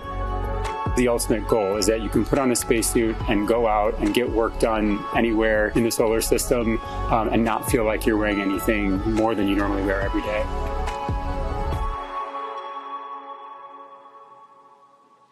Between 190 to 700 kilometers above Earth, the Polaris Dawn crew will attempt the first ever commercial spacewalk. Here's how it all came together. EVA stands for extravehicular activity, and it's any sort of operation in space where a human is getting out of the spacecraft. So in the case of Polaris Dawn, we're going to be testing the mobility of the suit. We're going to see if the in-space operation matches the training we've done here in Hawthorne.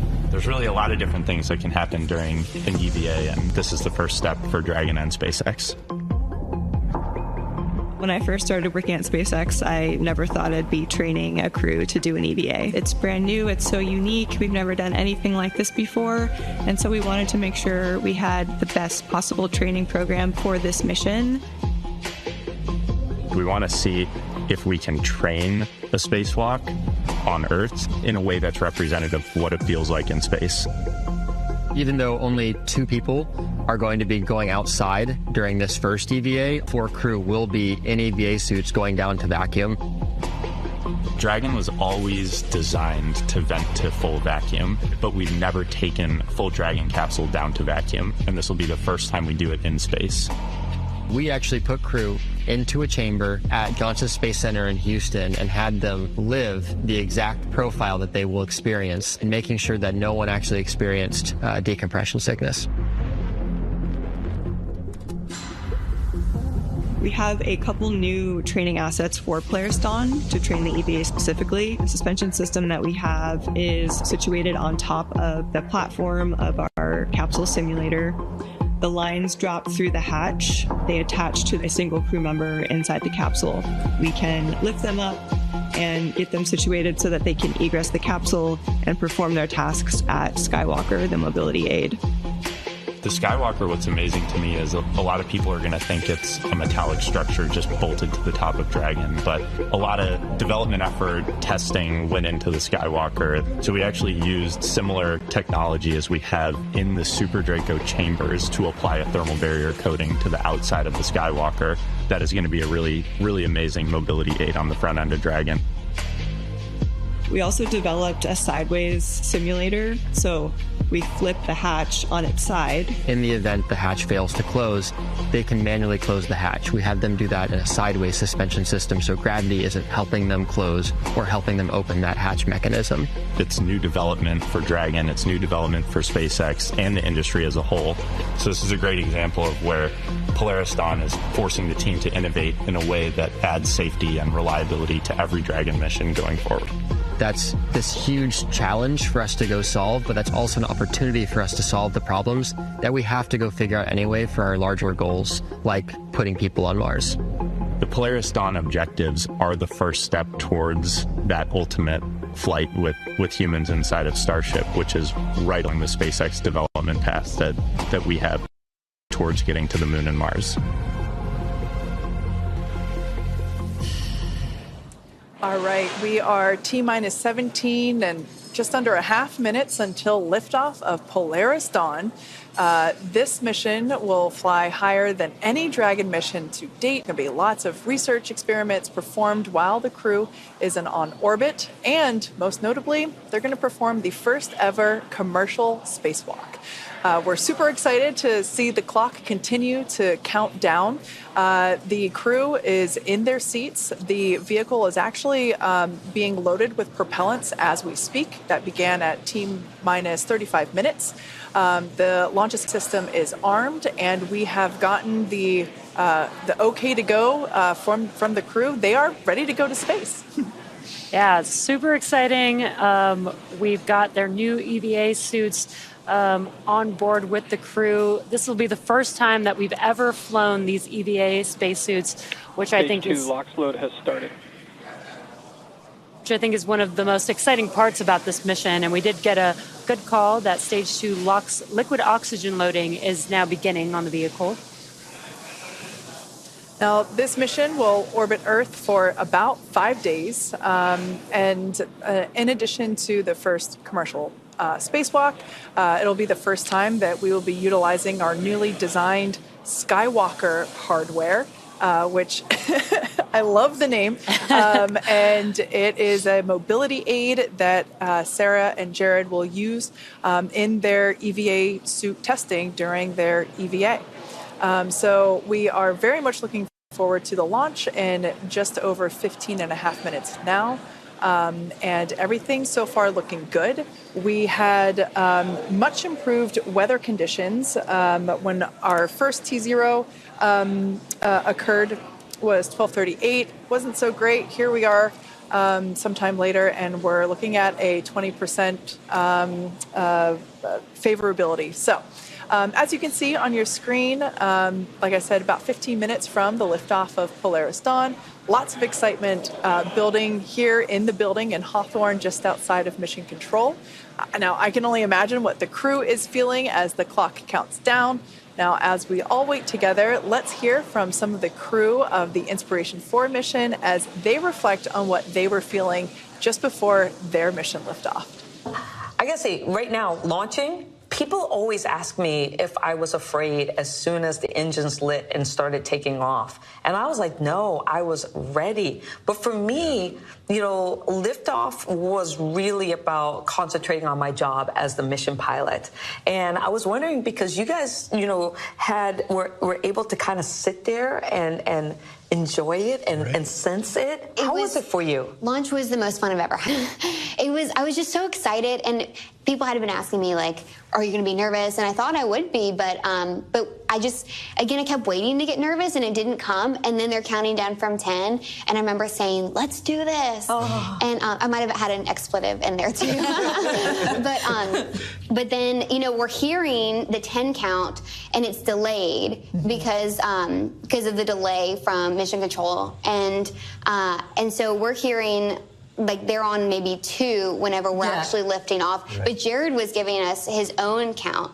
And I remember he said something like, all right, guys, get ready. And then we felt this big jolt. And then, of course, a lot of G-forces that came on really quickly. But it was just so smooth. Yeah. And I remember I had the biggest smile on my face. Like, I was having so much fun. Yeah. And for me, it wasn't just sitting there idly going for a ride. It was thinking about, okay, what am I hearing? What's that pressure I'm feeling through my chest? Because this is happening probably just once, right? And so how do you share this? How do you tell someone what you're going through in this moment if you're not paying attention to everything? And so that's what I was really trying to do was, you know, look between my toes at the window or look over at your screen, Cyan, and see, you know, where we are. Yeah. I was wondering if you could see how much you could see, because I couldn't see out the, you know, I was laser focused on listening to Jared and watching the monitor. And I was surprised at how smooth it was, because I was expecting for it to be a little bit more, you know, where the monitors are going like this, but it wasn't at all. Mm-hmm. But I always wondered, did you look between your toes and see? Could you see out? Were you able to? I don't think I did. I remember right before we launched, just seeing it was very dark. Mm-hmm. But I don't think we could really see anything except darkness. Yeah, I don't think we really could see anything except, and it wasn't until we got into space that we made our first orbit around it, where the sun was, you know, rising from the other side of the Earth, that we actually got our first light from the sun enter the capsule. Yeah. Yes, and I remember saying out loud, "Is that the Earth?" And like, obviously, what else would it have been? But it was just so unbelievable. I had to say it out loud. Yeah, interesting comment about first light. We'll be launching about an hour before sunrise at Cocoa Beach, Kennedy Space Center. But as they head into orbit, I wonder how long it'll take before we get sunlight into the capsules. They're heading northeast towards the sunrise. Yeah, the crew is certainly prepared for some pretty amazing views on ascent. You know, we just heard from the Inspiration 4 crew about some of their experience with their launch. I absolutely love hearing them describe just how smooth the ride is. You know, that's always so surprising to me. We have 9 M1Ds, 1.7 million pounds of thrust, but yet somehow the ride is still smooth. That's just amazing. I was actually just looking back at my Inspiration 4 liftoff notes in my handy-dandy notebook, and Sarah, who is our mission specialist on the far right-hand side of your screen there, was actually the core for liftoff of Inspiration 4. So I'm sure she's having a great 360 moment. Now, as we approach the last few minutes before liftoff, we have some well wishes for the crew. Anna, Sarah, Kid, Jared. From the Dragonflight software team. On behalf of the Dragon Propulsion Build team, Dragon Avionics here. The materials team. For the Build Reliability team, The Draco team. the Dragon Propulsion Engineering team, Falcon Flight Reliability, From the Falcon Build Reliability Engineering team to Polaris Dawn. We're so excited for you on the Polaris Dawn mission. We're wishing you the best of luck from McGregor. Thanks for allowing us the opportunity to do a lot of testing. thank you, the Flying Dragon. Please remember to keep your hands, arms, legs, and feet inside the vehicle at all times. May Falcon and Dragon propel you to unimaginable heights. We know our engines will get you there safe. Go fly higher than Dragon's ever flown before. And hope you enjoy your internet in space. Good luck. Safe travels and Go Polaris Dawn. Go Polaris Dawn. Godspeed, Polaris Dawn. Go Polaris Dawn.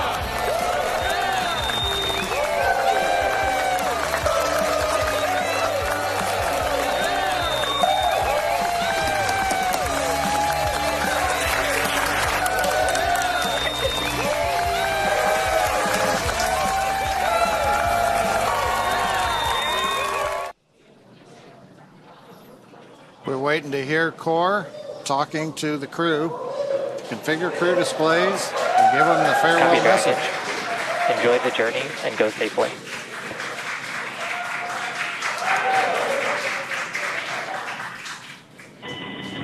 To our SpaceX family, thank you. Today is all of our mission. You are launching with us. So many more cycle crews who have joined to the stage. This is the dawn of a new future in space.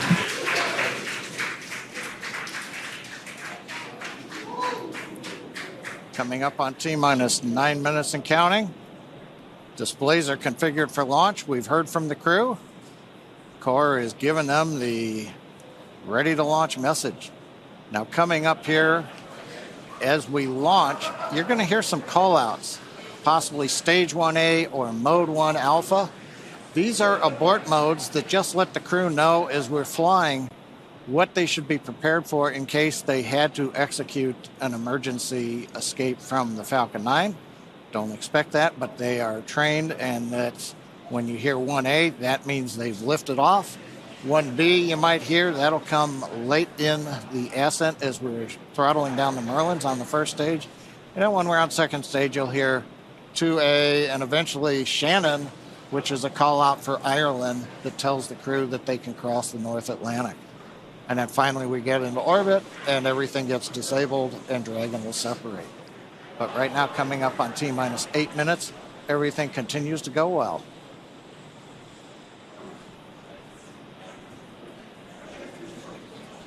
At T-minus 7 seconds, we should hear the call out that stage 1 engine chill has started.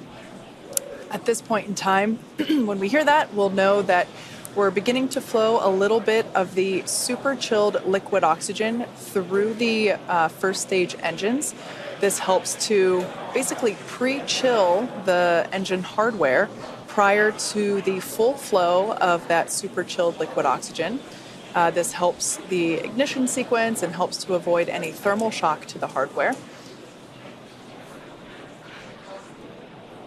At this point in time, Falcon continuing to undergo its propellant loading operations. And standing by for the call out for that engine chill initiation.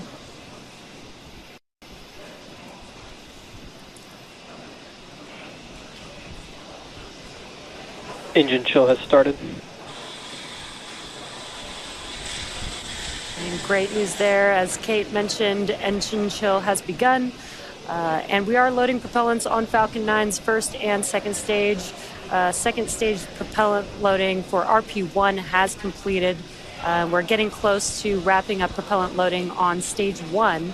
And while RP1 will be completed around the T-minus 6 minute mark, liquid oxygen loading will continue on both first and second stage as we get closer to the T0.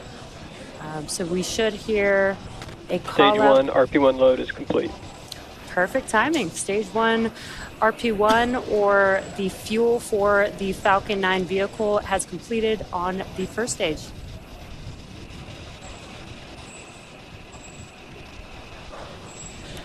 Now coming up next at around T-minus 5 minutes, we should hear a call out that Dragon has transitioned to configure for terminal count.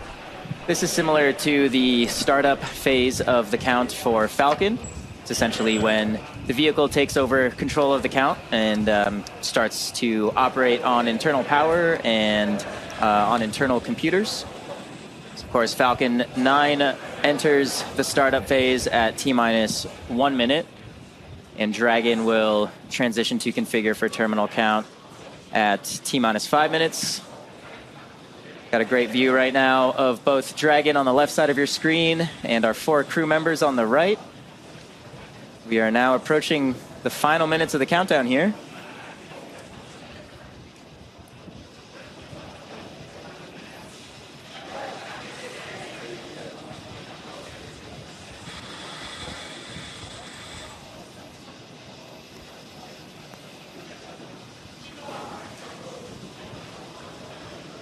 Falcon 9 tanks are pressurizing for strong back retract.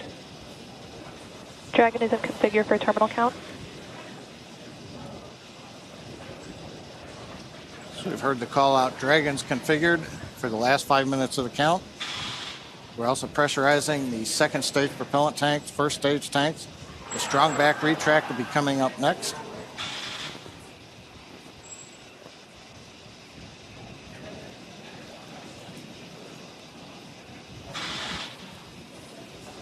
Strong back is retracting. All right, so there's that call out. We should begin to see it retract slightly from Falcon 9. LOX load continues on both first and second stage. Fuel loading is complete on first and second stage. We expect the LOX load to complete on first stage at T-minus 3 minutes and complete on second stage around T-minus 2 minutes.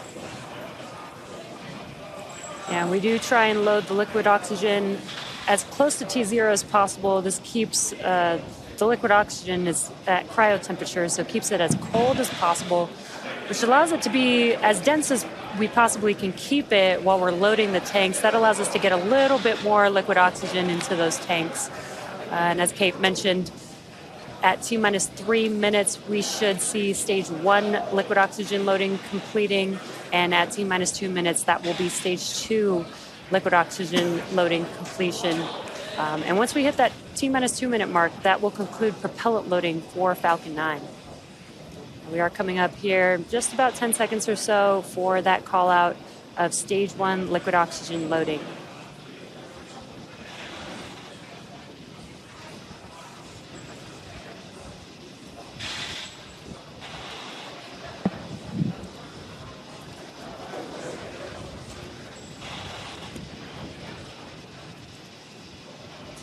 Stage 1 LOX load complete.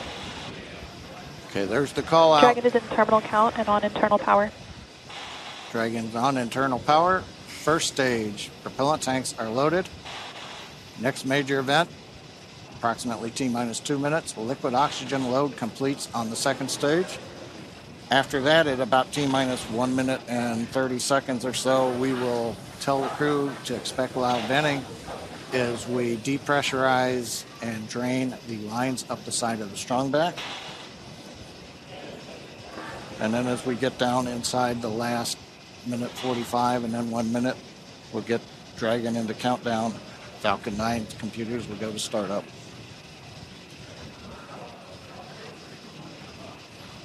Waiting for the call out now for liquid oxygen. Stage 2 LOX load is complete. And there we go, LOX loading complete on second stage.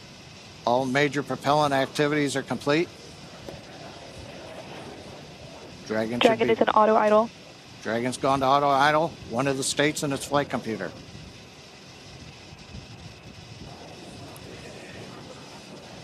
We'll begin venting down the lines. Gas closeouts are starting. Expect loud venting. There we go. So the plume you see coming off of the strong back here, that's normal. As we come up on T-minus 1 minute, we'll hear Dragon computers in the countdown, Falcon 9 computers in the countdown, flight termination system armed, and then we'll hear the goes. So let's listen in to the last 66 seconds of the countdown.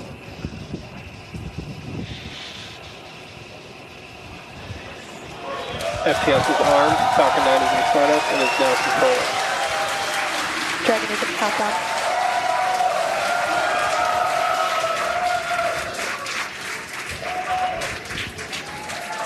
Dragon, SpaceX, go for launch.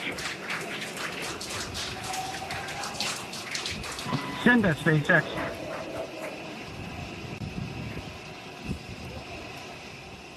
T-minus 30 seconds.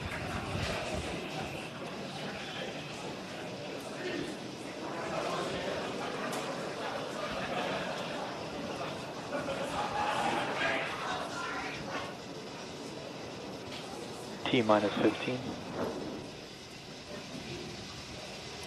T-minus 10, 9, 8, 7, 6, 5, 4, 3, 2, 1. Ignition, and go Falcon, go Polaris. Copy, 1 Alpha. Vehicle is pitching downrange. Stage 1 propulsion is nominal.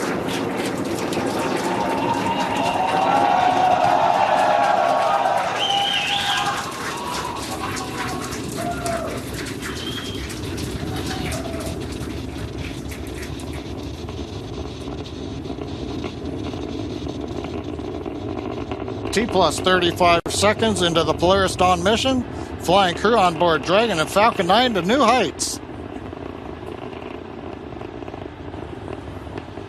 Power and telemetry nominal. And we're throttling down in preparation for max Q. Next call out, the vehicle supersonic. And there on the left side, we've got the Polaris Dawn crew. Supersonic.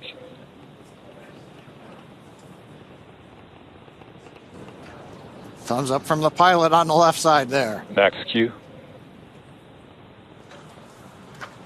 We're throttled back up to power. 1 Bravo.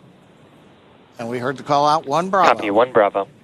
That just tells the crew what would happen should they need to initiate anything. But right now, everybody making nominal callouts on Falcon 9.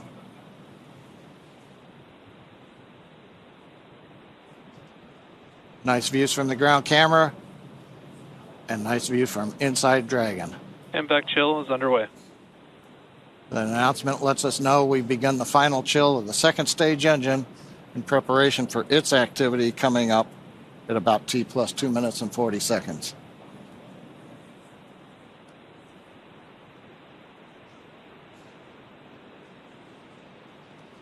Two minutes into flight. Everything continues to look good. We'll have in half a minute 3 major activities: shutdown of the 9 Merlin 1D engines, stage separation, throttle down, and then ignition of the second stage engine. Throttle down, we're holding a constant acceleration now for the crew just below 4 Gs. See, we're coming up 70 kilometers.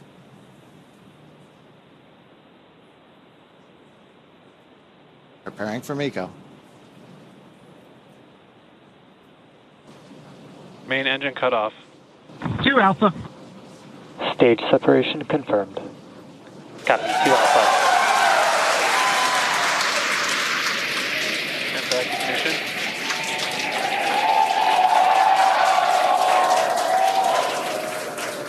As you can tell by the cheers behind us and the views on your screen, the first stage booster now on its way to attempt landing on Just Read the Instructions. Second stage there on the right-hand side of your screen. You can see that the first stage has not yet reached its apogee. You can see the altitude there. Lots of thumbs up there. Excuse me, from pilot Scott Kid Poteet. Now 3.5 minutes into the Polaris Dawn mission. First stage continuing to make its way up to its apogee. We'll see that altitude begin to slow down. Dragon SpaceX trajectory nominal.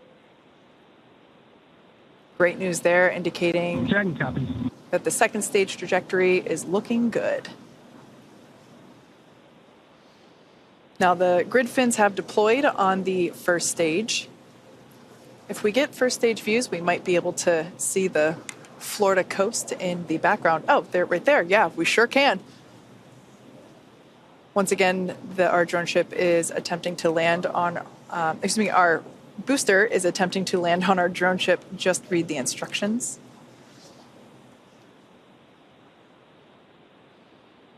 Now, the next event coming up will be the entry burn, taking place around T plus 7.5 minutes.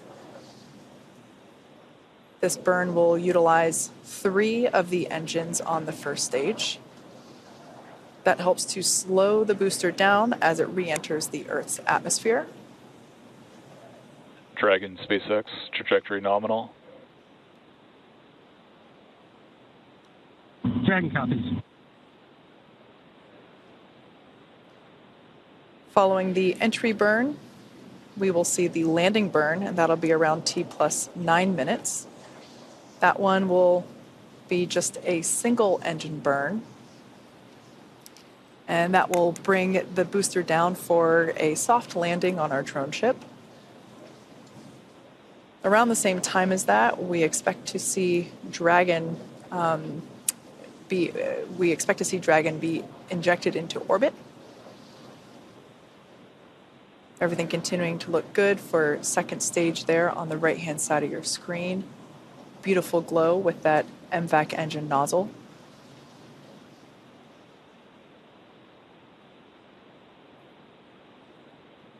We can see the crew settling Dragon quite... SpaceX, trajectory nominal. Dragon copies. Crew seems pretty comfortable there at T plus 6 minutes. They're at about 4 Gs, and everything looks good. First stage continuing its descent back down to planet Earth.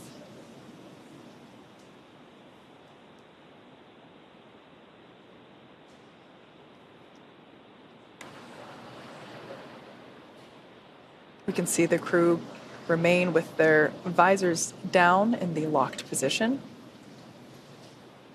That'll remain that way until they are in orbit.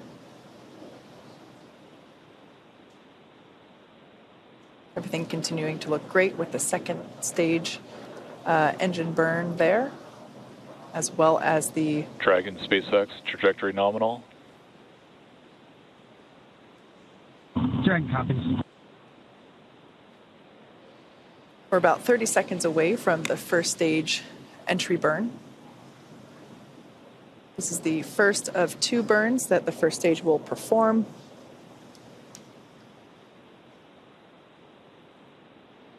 Designed to help reduce the amount of drag experienced by the first stage.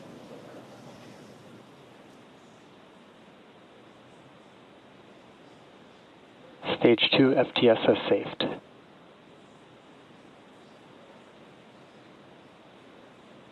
All right, standing by for entry burn begin on the first stage, there on the left-hand side of your screen.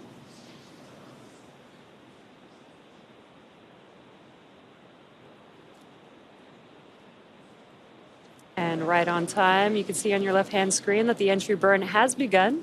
There's 3 engines lit on that first stage vehicle.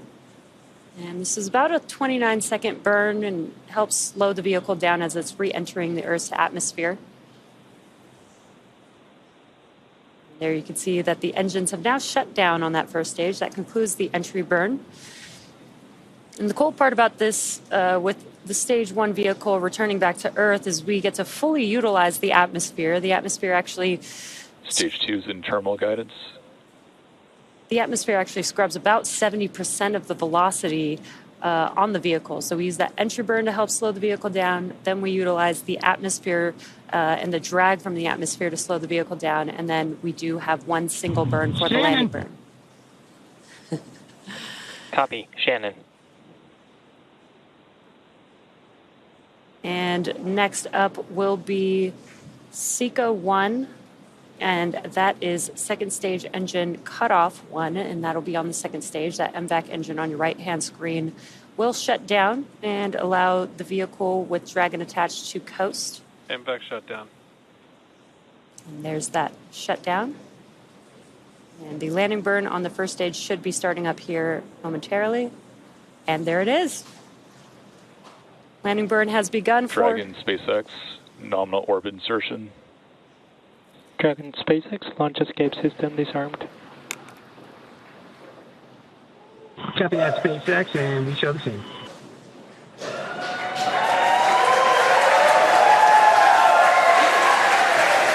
And a lot of events happening right there, but you can see that the stage 1 vehicle has touched down. Just read the instructions. A very exciting crowd there. Here in Hawthorne, we've also confirmed MVAC engine shutdown and orbital insertion of the second stage with the crew on board. Yeah, honestly, a pretty impressive crowd for 2:30 in the morning here. We can see the crew enjoying their first taste of microgravity there on the left-hand side of your screen. Now that the MVAC engine has shut down, they are able to just kind of float free. We might catch a glimpse of the zero-G indicator. Can't quite tell if they've... Oh, it looks like it's in the upper right-hand corner. It'll come back into view here. Once again, they will keep their visors on until given the okay by core here on the ground.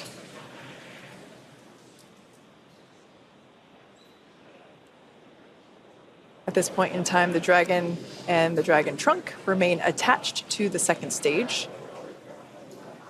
Second stage is basically safing itself in preparation for the separation from the Dragon trunk. Of course, the trunk will remain attached to the Dragon capsule all the way up until the point in which we begin re-entry operations. The trunk is what will help provide power to the Dragon capsule while it is on orbit using its solar arrays.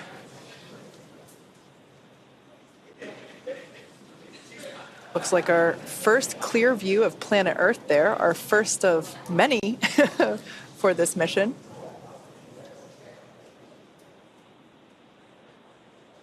And the next event coming up will be the separation of the Dragon from the second stage.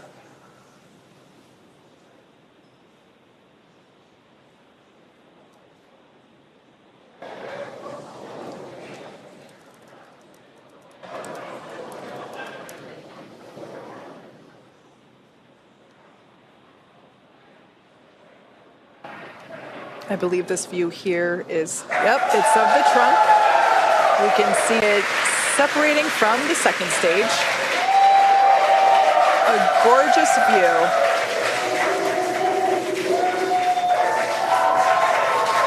We can see that Polaris Dragon Dawn. separation confirmed. And copy that, SpaceX, we show the same.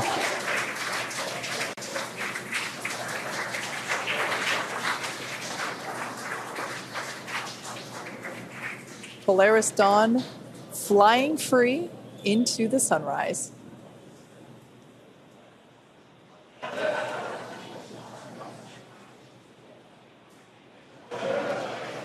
We're now at T plus 13 minutes and 5 seconds into the mission.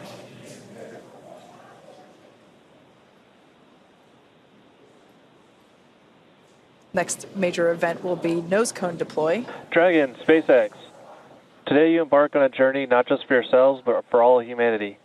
Each of you has trained tirelessly and prepared rigorously for this moment, the moment where we reach higher into space than ever before. As you gaze towards the North Star, remember that your courage lights the path for future explorers. We trust in your skills, your bravery, and your teamwork to carry out the mission that lies ahead. Know that the entire team back here is with you every step, watching, supporting, and cheering you on as you walk into space. We are sending you hugs from the ground. Godspeed, Polaris Dawn crew. May you make history and come home safely. Now words from our CE. Dragon, CE, welcome to orbit. The Falcon team is honored to have helped you start your incredible journey. We hope you enjoyed the ride. The whole SpaceX family is looking up to you. Godspeed and good luck.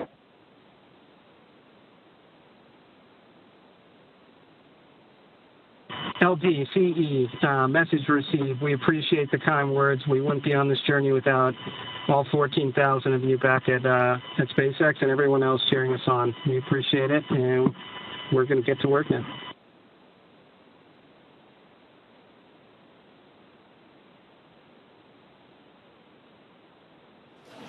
Some really nice words there from our tonight's launch director, Frank Messina, who, fun fact, was also the launch director on Inspiration 4, as well as chief engineer for this mission, Jared Metter. Really nice to see some endearing, or hear some endearing words up to the crew. Well, and with that, the Polaris Dawn crew, they're now in orbit. T plus 15 minutes, and they are scheduled to spend up to the next 5 days in space.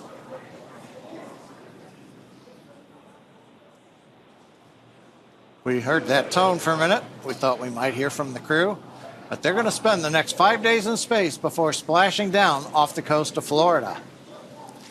The Polaris Dawn crew is the Polaris Dawn mission is the first mission in the Polaris program that will demonstrate new technologies, conduct extensive research, and ultimately culminate in a flight of SpaceX's Starship with humans on board. All of this while continuing to raise funds and awareness for important causes here on Earth. You can learn more about the Polaris Dawn program and the Polaris program at polarisprogram.com. This mission will fly higher than any Dragon mission to date, attempting to reach the highest Earth orbit ever flown for a crewed spacecraft, breaking the record set by Gemini 11 half a century ago. And there it looks like we can see some nose cone separation action happening. Now, the Polaris Dawn crew will also be the first to test the Starlink laser-based communications in space. Over the course of the mission, we'll be checking in periodically with the crew. Next up, Dragon will initiate a 2-day pre-breathe process to prepare the crew for their upcoming spacewalk, and that'll be this Thursday, September 12th. Dragon SpaceX nominal dehumidifier activation and service section Draco checkouts, and nose cone open is in progress.